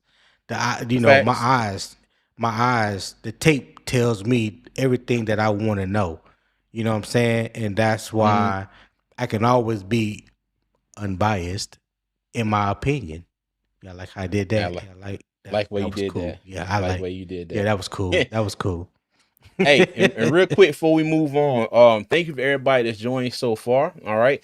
And if you haven't already, please make sure you go ahead and like and subscribe, whatever platform you're watching on. Also, make sure that you like and follow as well. Appreciate all the love and support. Appreciate you, Dom 34. And hey, Uncle Leroy, what's going on with you, man? What's going on with you, Uncle Leroy? Uncle Candyman Leroy. Lord have mercy. I don't know how to take that name. Yeah, me neither. I don't know how to say that either. Yeah. Lord have mercy. All right. So let's get to the next wide receiver who I feel like, you know, is going to make the roster without a doubt. Chris Brazzell. And do y'all think he was the steal of the draft? All right. Ooh. Go ahead, Pop. Go ahead, Pop. So I have not talked about him on any other podcast. Y'all probably know why, because can't nobody talk about nothing else but Bryce, and that's just it. I'm sorry to tell y'all people out there Uh-huh. that this kid right here was groomed for the NFL. He was groomed He for it. was. His So daddy so played. his daddy played. Now not only Oh. that, he didn't just start off in Tennessee. You better go watch his tape before that at Tulane. That's right. At Tulane, when he played with Darian Mensah was the quarterback. There you go. And where did Darian Mensah go? He went to Duke. Now he's at Miami. There you go. So both of them went out and did something. Now another thing to throw out there for some of y'all haters. You know what I mean? He was the leading SEC That's wide right. receiver That's right. In yards and touchdowns. in yards Yes, he and did. touchdowns. Okay. What are y'all hating about? Can y'all take that peanut brain that y'all got? Just think about what we're saying to y'all. Just because he went to Tennessee does not mean he's the Tennessee type of wide receiver. This man, I'm Gotcha. telling you, has been groomed. He is going to be Yeah. a problem if he gets the opportunity.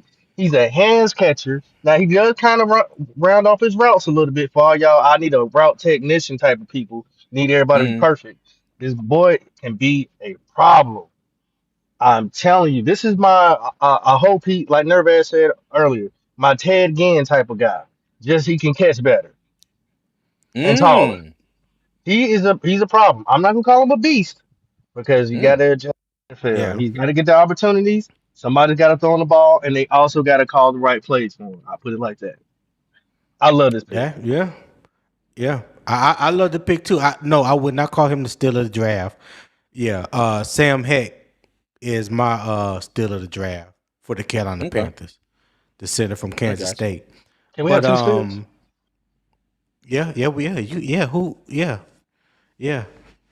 Yeah, I did with the Sam I head. like. Yeah, heck Yeah, yeah, Sam heck Heck. yeah. Heck yeah. But Chris Brazzell, and this is something I would like Poppin just mentioned. You have to look past his tape at Tennessee, even though it was good. Like you said, he led the SEC in yards receiving and in touchdowns from the wide receiver position. But what was more impressive was his tape, his red shirt freshman season at Tulane when Darren Mensah was his quarterback. They helped put Tulane on the map.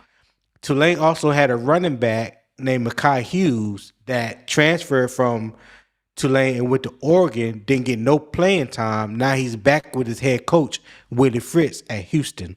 So Mhm. that's a name to look out for when he do come out. Because if you never saw him run at Tulane, the boy's a dog.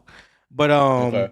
with Chris Brazzell, I would definitely like to see him bulk up, put on a little bit more weight. I think he played in college, and at the combine he was 195 pounds. So I would love to, because he's so tall. I would love to see. I think he has the frame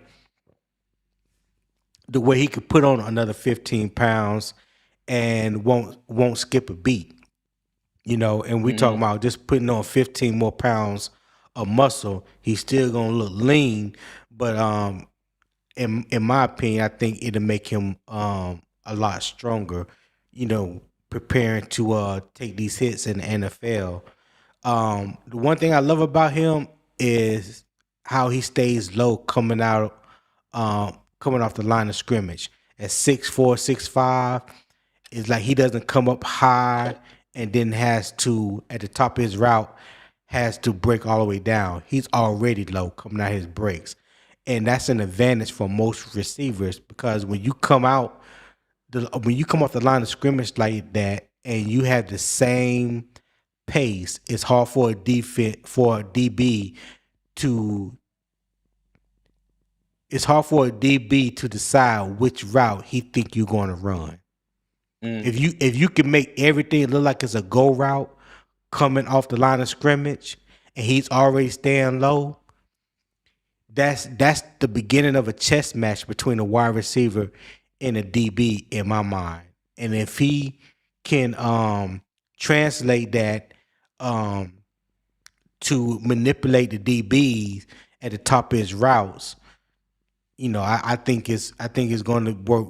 It's going to be very beneficial for him, especially in his first year. I don't think he's going to put it all together in his first year, but he Mhm. definitely has some tools that I've seen just by looking at him that you can really work with, and those are things that you don't have to necessarily teach because he already has it.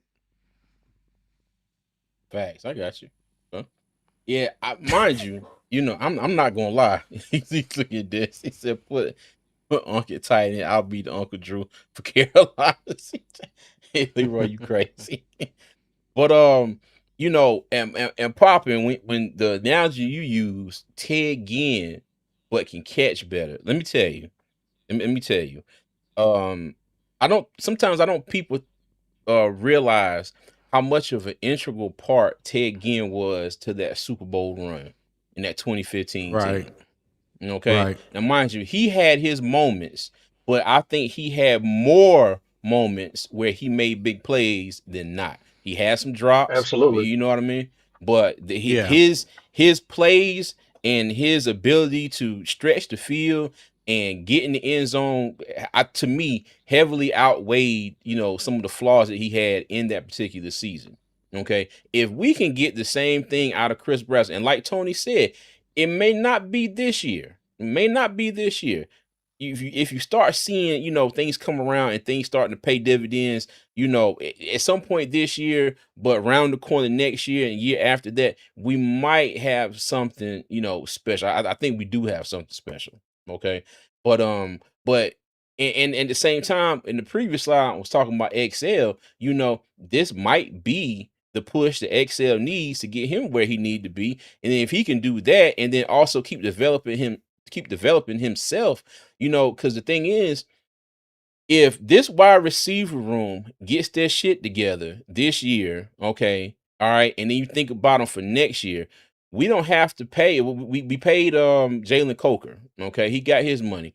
We ain't got to pay Ted McMillan for another 3 years. We don't have to pay XL. Well, he's going into his next year, be his 4th year, so they have to make a decision about him, and his 5th year option that he is eligible for. But right now, I think it's a fair point to say probably not going to be the case. You know what I mean? And then you got Chris Brazzell, who was just drafted. He's a rookie this year. So if this wide receiver room can put it together, you're going to have a very talented wide receiver room that's not going to cost you a whole lot of money in for the next few years. Okay.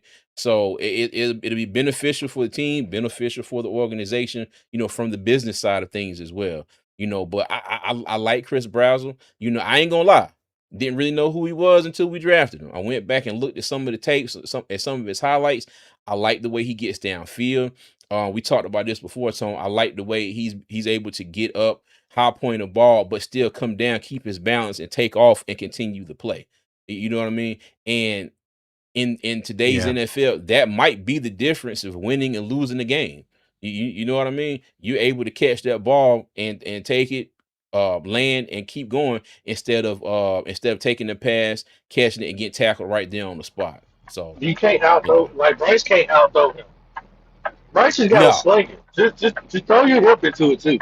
Just yeah, swing it. He's going to go get that ball. Said You throw his can't hip out throw into it. it.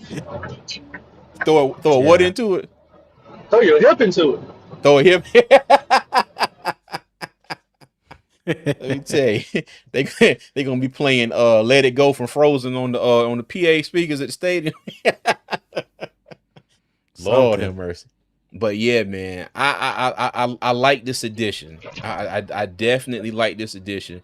And like I said, and it was for me, it was it made me feel good when you saw the blueprint and Brant Tillis was like, he got so many messages from people that were like, damn, we wanted him. And I think a team or two was trying to trade up to get him, and the Panthers were like, yeah, no, because Canales wanted them to draft Brazzell in the 2nd round. So if it was up to Dave Canales, Yes, he I think did. Brazzell would have been the 2nd round pick, and Lee Hunter may or may not have been the Carolina Panther. So And Canales now was let's shut over up the and sit moon. back. Yeah, Canales, he was over the moon that they were able He to was get low Lee key Hunter. hot. Yeah, Yeah, he was. yeah, He was Tony. yeah, but He hey, was, but it worked out for him though. It worked out because yeah, he it really wanted did. Brazzell. It did. He Yes, he really wanted did. Brazzell right there, you know. But yeah, man, That man said, "Oh, okay. my mama, I'm ready to go." I said, "Yep, okay." Hey, let me tell you. Hey, Oh look, shit. I thought I thought about making a shirt like that, say "On my mama" and wear it to one of the Yeah, games and shit. He said, "I'm ready to go," and it's crazy. He grew up as a Panther fan, so I think that's pretty cool too. I love it. That's gotta be a feeling. You go and get drafted by the team you've been rooting for your whole life. I tell you, man, that's gotta be a good thing. So, but yeah, Can I man, ask y'all one question when we're talking about wide receivers? And this was just yeah, something go. out. Um, I did see Brazzell with XL and Bryce and them hanging out.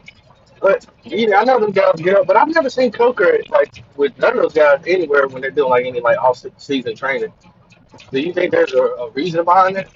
I'm just curious I what y'all think. think, if I'm not mistaken, I think I heard um Jalen Coker say, like, right after the season, that he was going to be staying in Charlotte this offseason, working with the nutritionist, with the nutritional team and in the weight room. And I thought I heard him say he was going to be getting some work in with Bryce during that time. Don't quote me on that, but I think that's what I heard him say. Hey, and Papa, it might be a situation where um, to be honest with you, out of all the wide receivers that he has, I think he is more locked in with Jalen Coker than all of them. I think Tet is is Right? is, is, is probably right there with him. You know what I mean? Yeah. So it may be a situation where he doesn't need to be around at all these things that's going on. And the thing is, and I say this a lot, we don't know everything that goes on in the background as well. Right, We right. don't know what these guys do in their off time. We don't know every time they meet up, and it might be on purpose. You know what I mean? But and it might be a situation where it's like, okay, bet, we locked in. Let me go over here and work with that's like when I was but at my previous job when I was a supervisor, I had a crew of 16 routes, okay, in part of Charlotte. And I had a driver on each route. The drivers that I knew I didn't have to worry about, they would see me all day long. They would see me when it was time to clock in, and I might see them when it was time to clock out. That was it. They were straight. You know what I mean? Yeah. But the ones that I knew that they needed to see my face at least once or twice a day to let them know, oh, okay, I can't be messing around today because he out here, Yeah. and it wasn't, Boss out here. and yeah, and it wasn't a thing of I was stalking anybody or nothing like that, but it's just like, yeah, like I'm out here. You need to make sure you're doing what you're doing. Kind of And what Canal sometimes I was think doing that now. yeah, exactly. It's like, you know what? Let me go ahead and let you do you because I know you good. Let me go over here and focus on these players over here because I know you need a little help in certain areas. But then you got some people. It's just like, yeah, I got to sit here and stare at you all day long. You know what I mean? I Yeah. know you can do it. But you got to make sure somebody watching you all day long. Not saying that's the case, here, but Yeah. in getting back to the Coker, I mean, it just I don't know. I feel like he's there. Yeah, they got a light Even skin, a light skin connection. I got you. something. You know what I mean? Because even coming back after being out for 6 games, when he gets on the field, it's like him and Bryce. They're here. They already locked in. So Right. Right. that's just my 2 cents on that. Okay, cool, Yeah. cool. Poppin', He you said you're washing on your dishes? trip, man. Now I'm actually in my truck, so you hear it rattling and all that other noise Yeah. going on. I look. I can tell. Nah, I'm but trying Don't you to hurry don't and get good, drop bro. done. Should be, don't drop the milk, Poppin'. Don't drop the milk. should be working today. It should be illegal. Man, I ain't gonna lie. I'm happy to have the day off, dog. I swear, because it worked out for me. But all right, Chris Brazzell. Okay, I think we can all agree that we like this pick so far, and hopefully we will see the fruits of him getting out there and being able to get out on the field and possibly being that deep threat that we feel like the Panthers need and more than just that. I think he can do more than just that. All right. Now, okay. So, right here, do we feel like we have a legit 1-2 punch at the wide receiver spot? Now Hell I'm yeah. not trying to Oh, I'm compare sorry. them to and you good. I'm not trying to compare them to any wide receiver group. I'm just saying, do we feel like we got the potential to have, like a Devontae Adams and Puka Nacua? Not the numbers, not the production, but you got two legit wide receivers at the 1 and 2 spots. I believe absolutely they have a legit 1-2 punch. Absolutely. Okay. All Yeah, right. I think they complement each other well. Um, I've always said, and I try to get people to understand that hey, Uncle Leroy is a fool. You hear me? I don't know who Oh, that oh that dude God. is a trip. Yo, that dude's a trip. Bruh. But no, they truly complement each other. Stuff fair now. There's nothing better than having your top one, your wide receiver 1 and 2 that can run routes, that can create separation, that are hands catchers, that can get yards after the catch, not afraid to go over the middle. They can beat defenders deep.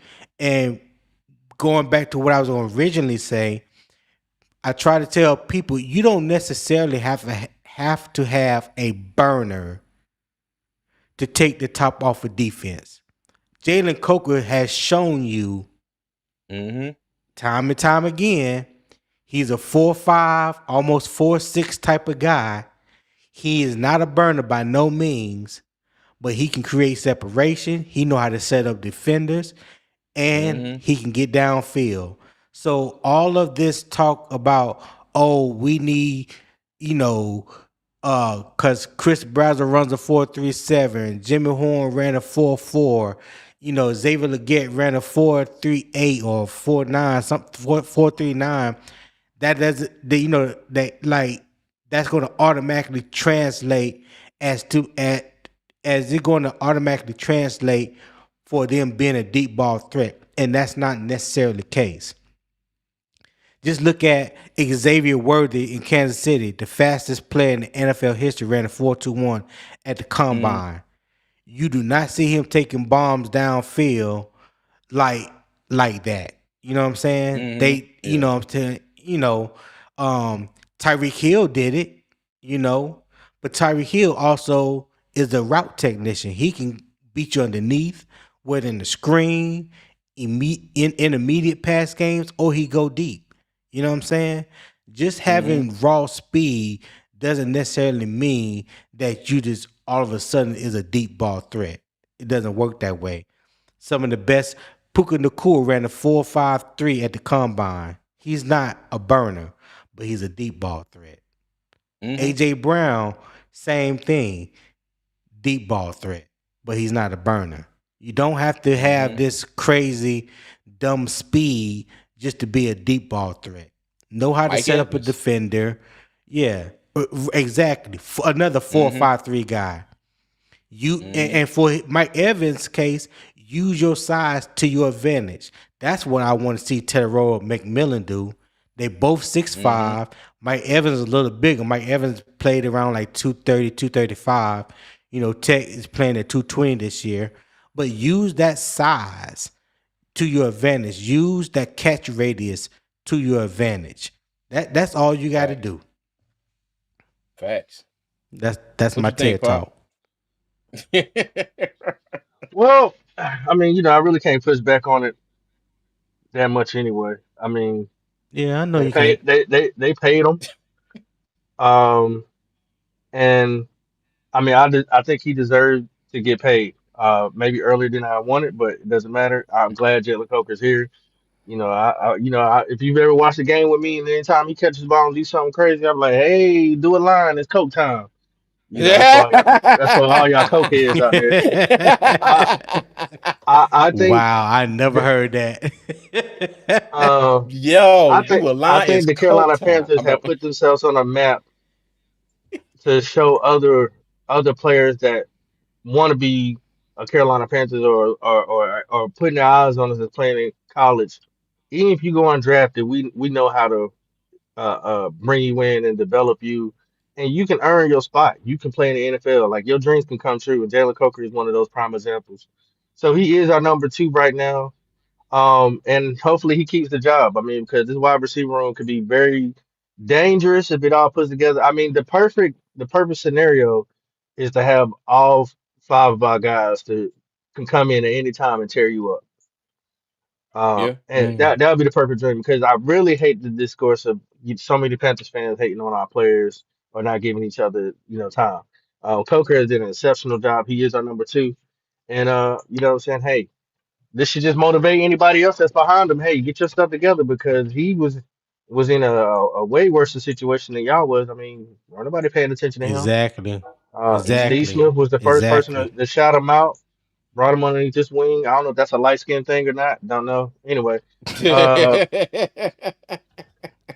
so that's at Well, I least will. Steve still hit on one wide receiver we actually took. Finally, I. I Yeah. will. I will. I will say this, and I know a lot of people not gonna remember this. I know CJ will, but CJ, you remember when Coker came out and we did a thing on Jalen Coker and the other wide receiver that was at Idaho State as Mm-hmm. potential undrafted free agents. Mm-hmm. PNP beat us to the interview. They got the interview with Jalen Coker, Yeah. but Coker was somebody that me and CJ talked about before we even signed Jalen Coker. Mm-hmm. That Yep. it was. I Y'all can't did a remember. live on it. Mm-hmm. Yeah, yeah, we Oh, well did then live on it. I y'all was can't. really the first ones to talk about it. Then it don't matter. Yeah, It's but on tape. I can't remember who the other guy was. I know he went to Idaho State, and they were like two of the undrafted free agents, wide receivers that that they felt like either they can go in in the seventh round or be priority undrafted free agents. But yeah, Mm-hmm. yeah, we were on Coker, and then the other wide receiver out of Coastal Carolina. Oh yeah. We Pinckney. Was it Pinckney? Pinckney, yeah, Pinckney, Yeah. yeah, because Mm-hmm. we ended up developing a relationship with his dad. Yeah. So I talked we to him not that long ago, and he said oh for real, he's still he's still doing this thing. He's still working out. So Sam Pinckney Jr. That's who it yeah, was. Sam Yeah. Pinckney Jr. Mm-hmm. Yeah, Mm-hmm. yeah. Yep. So yeah, there Yeah. was. I just want to say that. I just want to say that because Mm-hmm. you hear a lot about who everybody want to be first. Everybody want to be first, but I'm like, yeah, I don't think nobody was talking about Jalen Coker when we You ain't brought it first, you up. But last. I digress. Shake and bake, baby. Shake and bake. Yeah. Oh my goodness. Okay. Well, I agree with both of you. I do think that we have, a legit 1-2 punch at wide receiver. Now, some things to factor into that. Like I said, Coker being able to play the entire season, and the health of both of them in general. You know what I mean? I hope they both get out here and can stay healthy because, like I said, I think you see this combination on the screen right here from game one. All right, from the jump this season, I think we're gonna see something special if they're able to stay healthy and stay on the field together. And in turn, this combination of Tet and Jalen Coker will also trickle down and help Excel, Brazzell, and whoever else is on the roster. Okay. But speaking of that, speaking of whoever else is on the roster, okay. Last slide here. Odd man out. And the reason why I got odd man out up here is because now the Panthers have kept 7 wide receivers each of Dave Canal's first 2 years. Okay. So the assumption is that they're going to keep 7 wide receivers this year. So we talked about 4. Okay, and we got 4 on the screen here now. All right. So everybody in the comments, I'm gonna ask y'all this same question, Papa and Tony. Who would y'all have as the odd man out? And I know there's more wide receivers on the roster competing. You got a couple undrafted free agents, but in the grand scheme of things, right now, unless one of those unrestricted free agents has a Jalen Coker, S type camp, and in that rookie offseason and is able to Right. make the roster, who do you think is the odd man out here? Let's just assume that we're gonna keep 7 wide receivers again. Go ahead, Poppy. Can you read me the list? I know, I know you pretty much probably got Coker, XL, T Mac, um, Brazzell, Brazzell. That's the 4. So then you got Jimmy Horn, Mechie, David Moore, and what's that guy name? Tremaine, Bryson Bryson Bryson Tremaine. Tremaine, Bryson Bryson Tremaine. Tremaine. Tremaine. I think Bryson Tremaine is cut. But my logic Mm, is different than everybody else's logic because mm, they went and got that linebacker in the 7th round. He's gonna be the special team guy. Like I think he mm. got the Who? spot. He's gonna what's his Kawach. name? Kuwatch. Oh, Jackson I, Cool, watch the linebacker. Yeah. Yeah, I think because I think they're gonna try to mold him to how they want to be, but he could immediately go ahead and then impact on special teams. I mean, he's got the size, the build, and the speed. You don't really need Bryson Mm. Tremaine after go and get Brazzell. Like, what's the point? I mean, I know he's butt buddies with Brad Isaac or whatever, but I mean, sorry, you're probably gone. David David Moore. Moore, I think This is just what I think. I think Mechie and Bryce have such a great relationship that it's going to probably push David Moore out of here, even though he is very close with Canales. Maybe he should join the wide receiver coaching staff or something. I just don't see David Moore being here. I don't see the point. Uh, let the young guys develop. Um, that's just what we've been on. We've been on a youth kick, um, and we could use you as far as breaking down the videotape in the room more than on the turf. So that's what I think. I think Mm, those two guys are gone. okay. Wow. Tone, Okay. Tone, what you So got? I get what Poppin was saying as far as we need to see what the young guys can do, being more on the young side of things. I get that.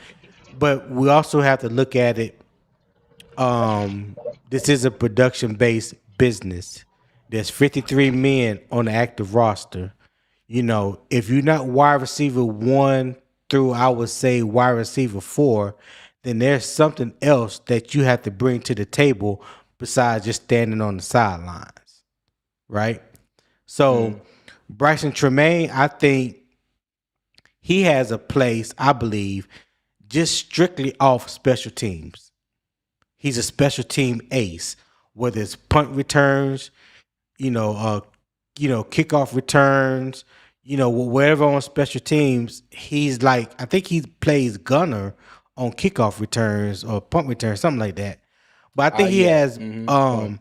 true true value when it comes to special teams.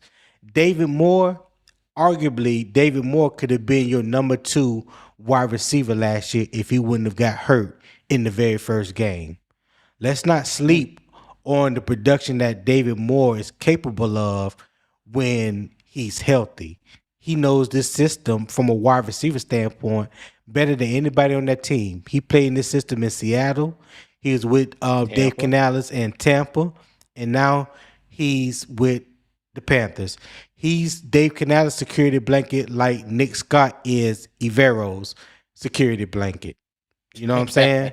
So Yeah. I think, and I think for the simple fact that he's back and he's healthy, don't don't sleep on David Moore factoring in to that wide receiver three position. There's a log jam at that wide receiver three position. Okay, Mm-hmm. Mechie, um, just off the fact that he has a rapport, a relationship with Bryce Young. They have a timing system together. Not in this particular scheme, not in this offense, but they kind of know what the other does best. So they have a Mm-hmm. relationship built off of that. John Metchie was someone I love coming out of Alabama. Remember his rookie season, he was diagnosed with leukemia. That's why he set out his rookie season with the Houston Texans. And Mm-hmm. I don't know much about leukemia. I never really like looked it up or anything like that. I don't know how it really affects the body or anything like that. But I guess I would venture out to say that it's been a long road back for him to get back to who he once was, coming out of Alabama. And I guess that's Carolina hopes, and that they're betting on him getting back to that. Because when you look at how much they paid him, I mean, the league minimum, I think it's like 1.2 or 1.3 million or something like that. So you truly ain't really, you got low risk, high reward when it comes to John Mechie. Now let's get to Jimmy Horn. I love Jimmy Horn because I love his story. I've been following Jimmy Horn ever since he transferred from South Florida to Colorado. All right. If people watch Jimmy Horn in Colorado, then they will understand exactly what I'm about to say. Jimmy Horn will give you one, maybe two games where you like, oh hell yeah, he ready, and then he Mm, disappears for the rest of the season. mm, All you have to do is go back and look at his stats. His stats don't match the hype that a lot of people feel about Jimmy Horn. When mm, you been in the system. This going on his second year. He was a 6th-round draft pick for a reason. Let me say that. Gotcha. He's short. He's 5'8". He light in the ass. He looked like he's bulked up a little more this season. He bulked up top heavy. But, I mean, when we say a burner, yeah, I don't really see him as a burner like that because damn near every cornerback wide receiver almost can run a 4.4. Ain't like he ran a 4.3 flat or in a high 4.2 or something like that. He's not a burner like that. He's not even the fastest wide receiver on the team. So I think when people expectations on Jimmy Horn because they know his story and this and that, that's cool. I'm just basing this strictly off of football. I'm taking anything personal, how I feel about Jimmy Horn, out the equation. Strictly on production. And his production tells me that he can very well be the odd man out. Okay. So let me get my opinion. Let me get my opinion real quick. I like Bryson Tremaine. Okay. I think he is the epitome on this team of, when your number is called, you make plays. All right. His number wasn't called that often, but when his number was called, he made plays. Tony, I completely agree with you about David Moore. He knows this system better than anybody. And sometimes I think the fact that he was re-signed, even though it was for a 1-year deal, I think that, you pretty much lock David Moore in. All right.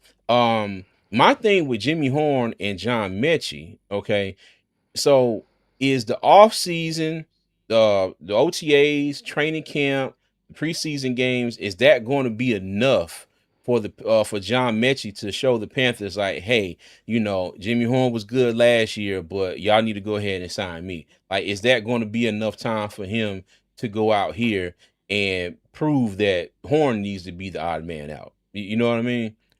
Yeah. So, well, they got 4 games this preseason, the Hall of Fame game, and then 3 preseason games. They got 2 joint practices, if I'm not mistaken, with the Texans, and who else is the joint practice with? Don't get me the line. I forgot. I know. One is the Texans. Was it the Jets? No, we don't play the Jets this preseason, I don't believe. Let me I don't know why I think. see. Why I don't know why I think Buffalo? it's the Steelers. But I don't know. I don't think it's The the Steelers. Buffalo. Is No, it I don't Buffalo? think it's the We Steelers. actually don't play the Steelers this year in preseason. They're not on our schedule. Yeah, they're not on our schedule. It's Buffalo, Who? Jacksonville, and Houston. Oh, okay. Okay, maybe it's Buffalo. Maybe it's Buffalo and Houston. So you got 2 joint practices where you're gonna get some good work. You know what I'm saying? So there's opportunity. There are opportunities for these guys to solidify their spot on this 53-man roster. Some of them, hopefully, they won't make the roster, and maybe you can get them on the practice squad. And that's always a possibility. But if we just talking who are the 7 wide receivers Carolina will carry this year, I believe it's going to be Tetairoa. I believe it's going to be Jalen Coker. I believe it's going to be XL. I believe it's going to be Chris Brazzell. I believe that it's going to be David Moore. I believe it could be Bryson Tremaine, and I believe it can be John Mechie. Okay. All right. Bet. Well, like I said, this is definitely going to be the premier position group battle on this team this offseason. This is the one thing that everybody's going to be watching, because Tony, you made a damn good point, about David Moore. I usually do. Yeah. Oh, okay. All right. Hey. Let me tell you.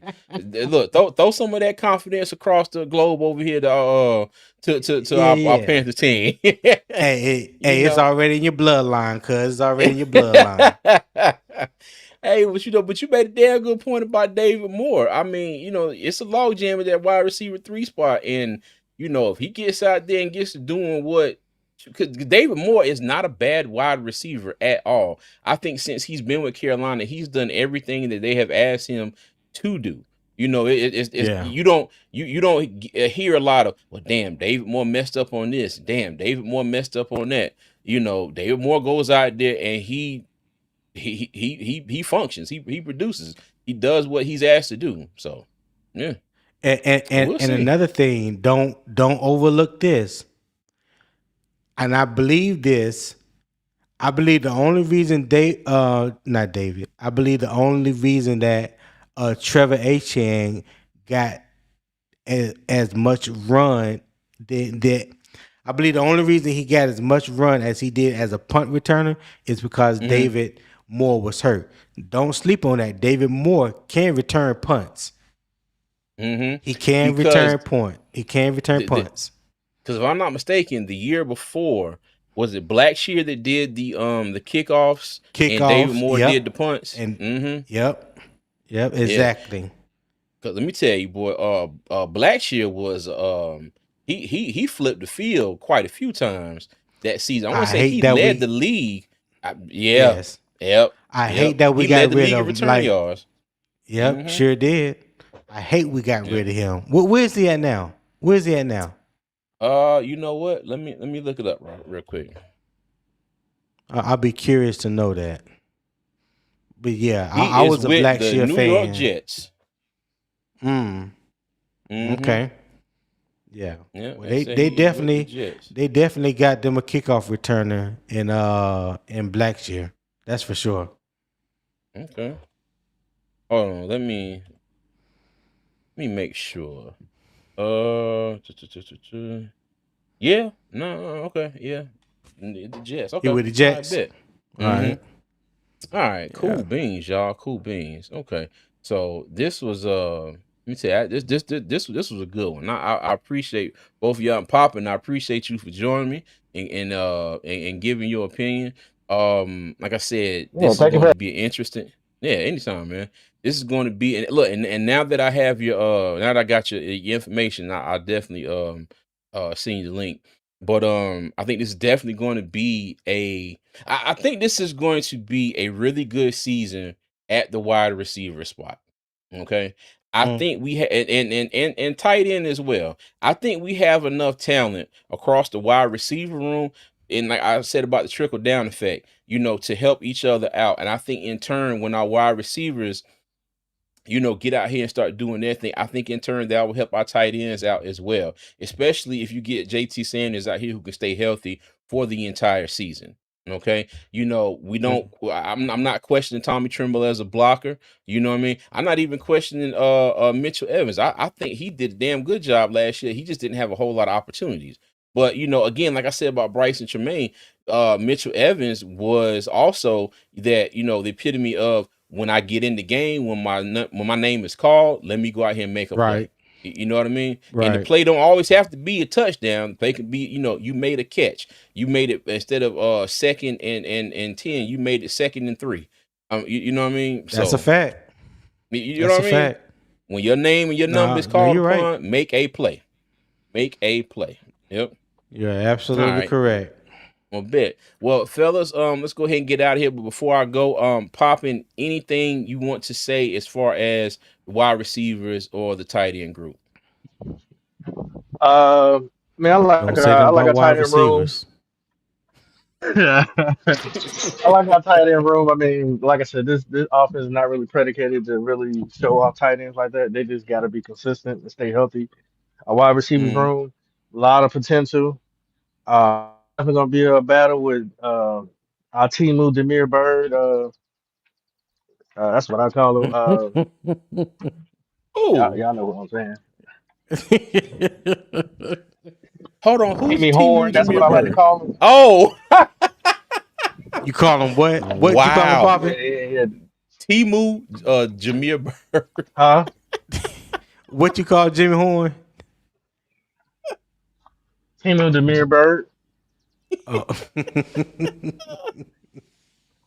Wow. Oh I God. might be breaking up. Oh no, you good. We can hear you. We can hear you. Yeah. Okay. Yeah. Okay. I'm excited, man. A lot of good stuff. We'll see, man. I mean, this is Mechie's like fifth chance, sixth chance, however many chance he done got. We'll see what he do. Mm. And Okay. yeah, y'all Yeah. make sure y'all like and subscribe, man.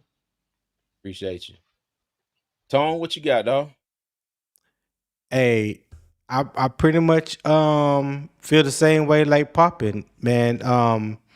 You know, the wide receiver, the tight end room is there's a couple players in there that we are looking to have quote unquote breakout seasons. And if it does, we truly believe that it can help benefit the offense, from the tight end position. There's some decisions that have to be made at the wide receiver spot. So, like you said earlier, CJ, Dave Canales has kept at least 7 wide receivers on the roster his first 2 years. So I'm under the belief that he's going to do it again this year.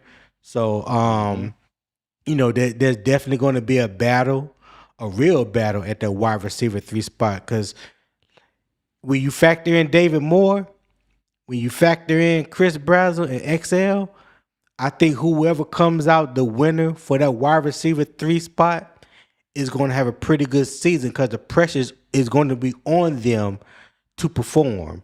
Not only whatever Mm-hmm. pressure that they put on themselves, but then they going to have guys behind them ready to step into their position if they don't produce. So Facts. there's going to be some pressure behind that number 3 wide receiver this year. So like the overall perspective, JT Sanders can stay healthy, Jonathan Brooks can come back and be healthy, Mm-hmm. Jalen Coker could start the season off healthy. I think we put ourselves offensively in a good position to not have slow starts like we have had the past 2 years under Dave Canales. So instead of starting 0-2, hopefully we can flip that and start 2-0. Facts. Okay. All right. Bet. Bet. And Bet. see Bet. what's happening. Yeah, said Curtis Jr. and Coach. That's funny. We got a cousin, Curtis Jr. Yep. shout out to the other CJ in the family. All right, y'all. Well, again, like I said, I appreciate y'all for joining me. This has been episode 3 of Roster Talk. Okay. And we were Yeah. talking about the wide receivers and tight ends. On the next week's episode, now what I'm gonna do, I'm going to switch over to the defensive side of the ball. Okay. I know we still got the quarterbacks to talk about, but I'm going to save that for last. That'll be the last position group that we talk about, is the quarterback spot, closer to training camp and when things get to, moving and grooving. All right. So we'll talk about the Yeah. quarterbacks last.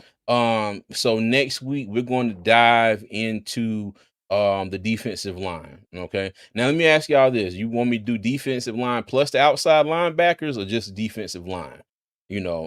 Part of me wants to do the defensive line with our outside linebackers, our edge rushers, because they're going to be working, in tandem for the most part, you know. Yeah. But Yeah. I think that would be good since they are okay. on the line. They Yeah, playing technically on the line. Yeah. I true. think you could Okay. lump them in there. All right, Cause cool beans. I got a whole spiel for that middle linebacker position when you get there. I know you do. All right, cool beans. But yeah, we'll do the defensive line next week. Okay. Again, Poppin, appreciate you joining me.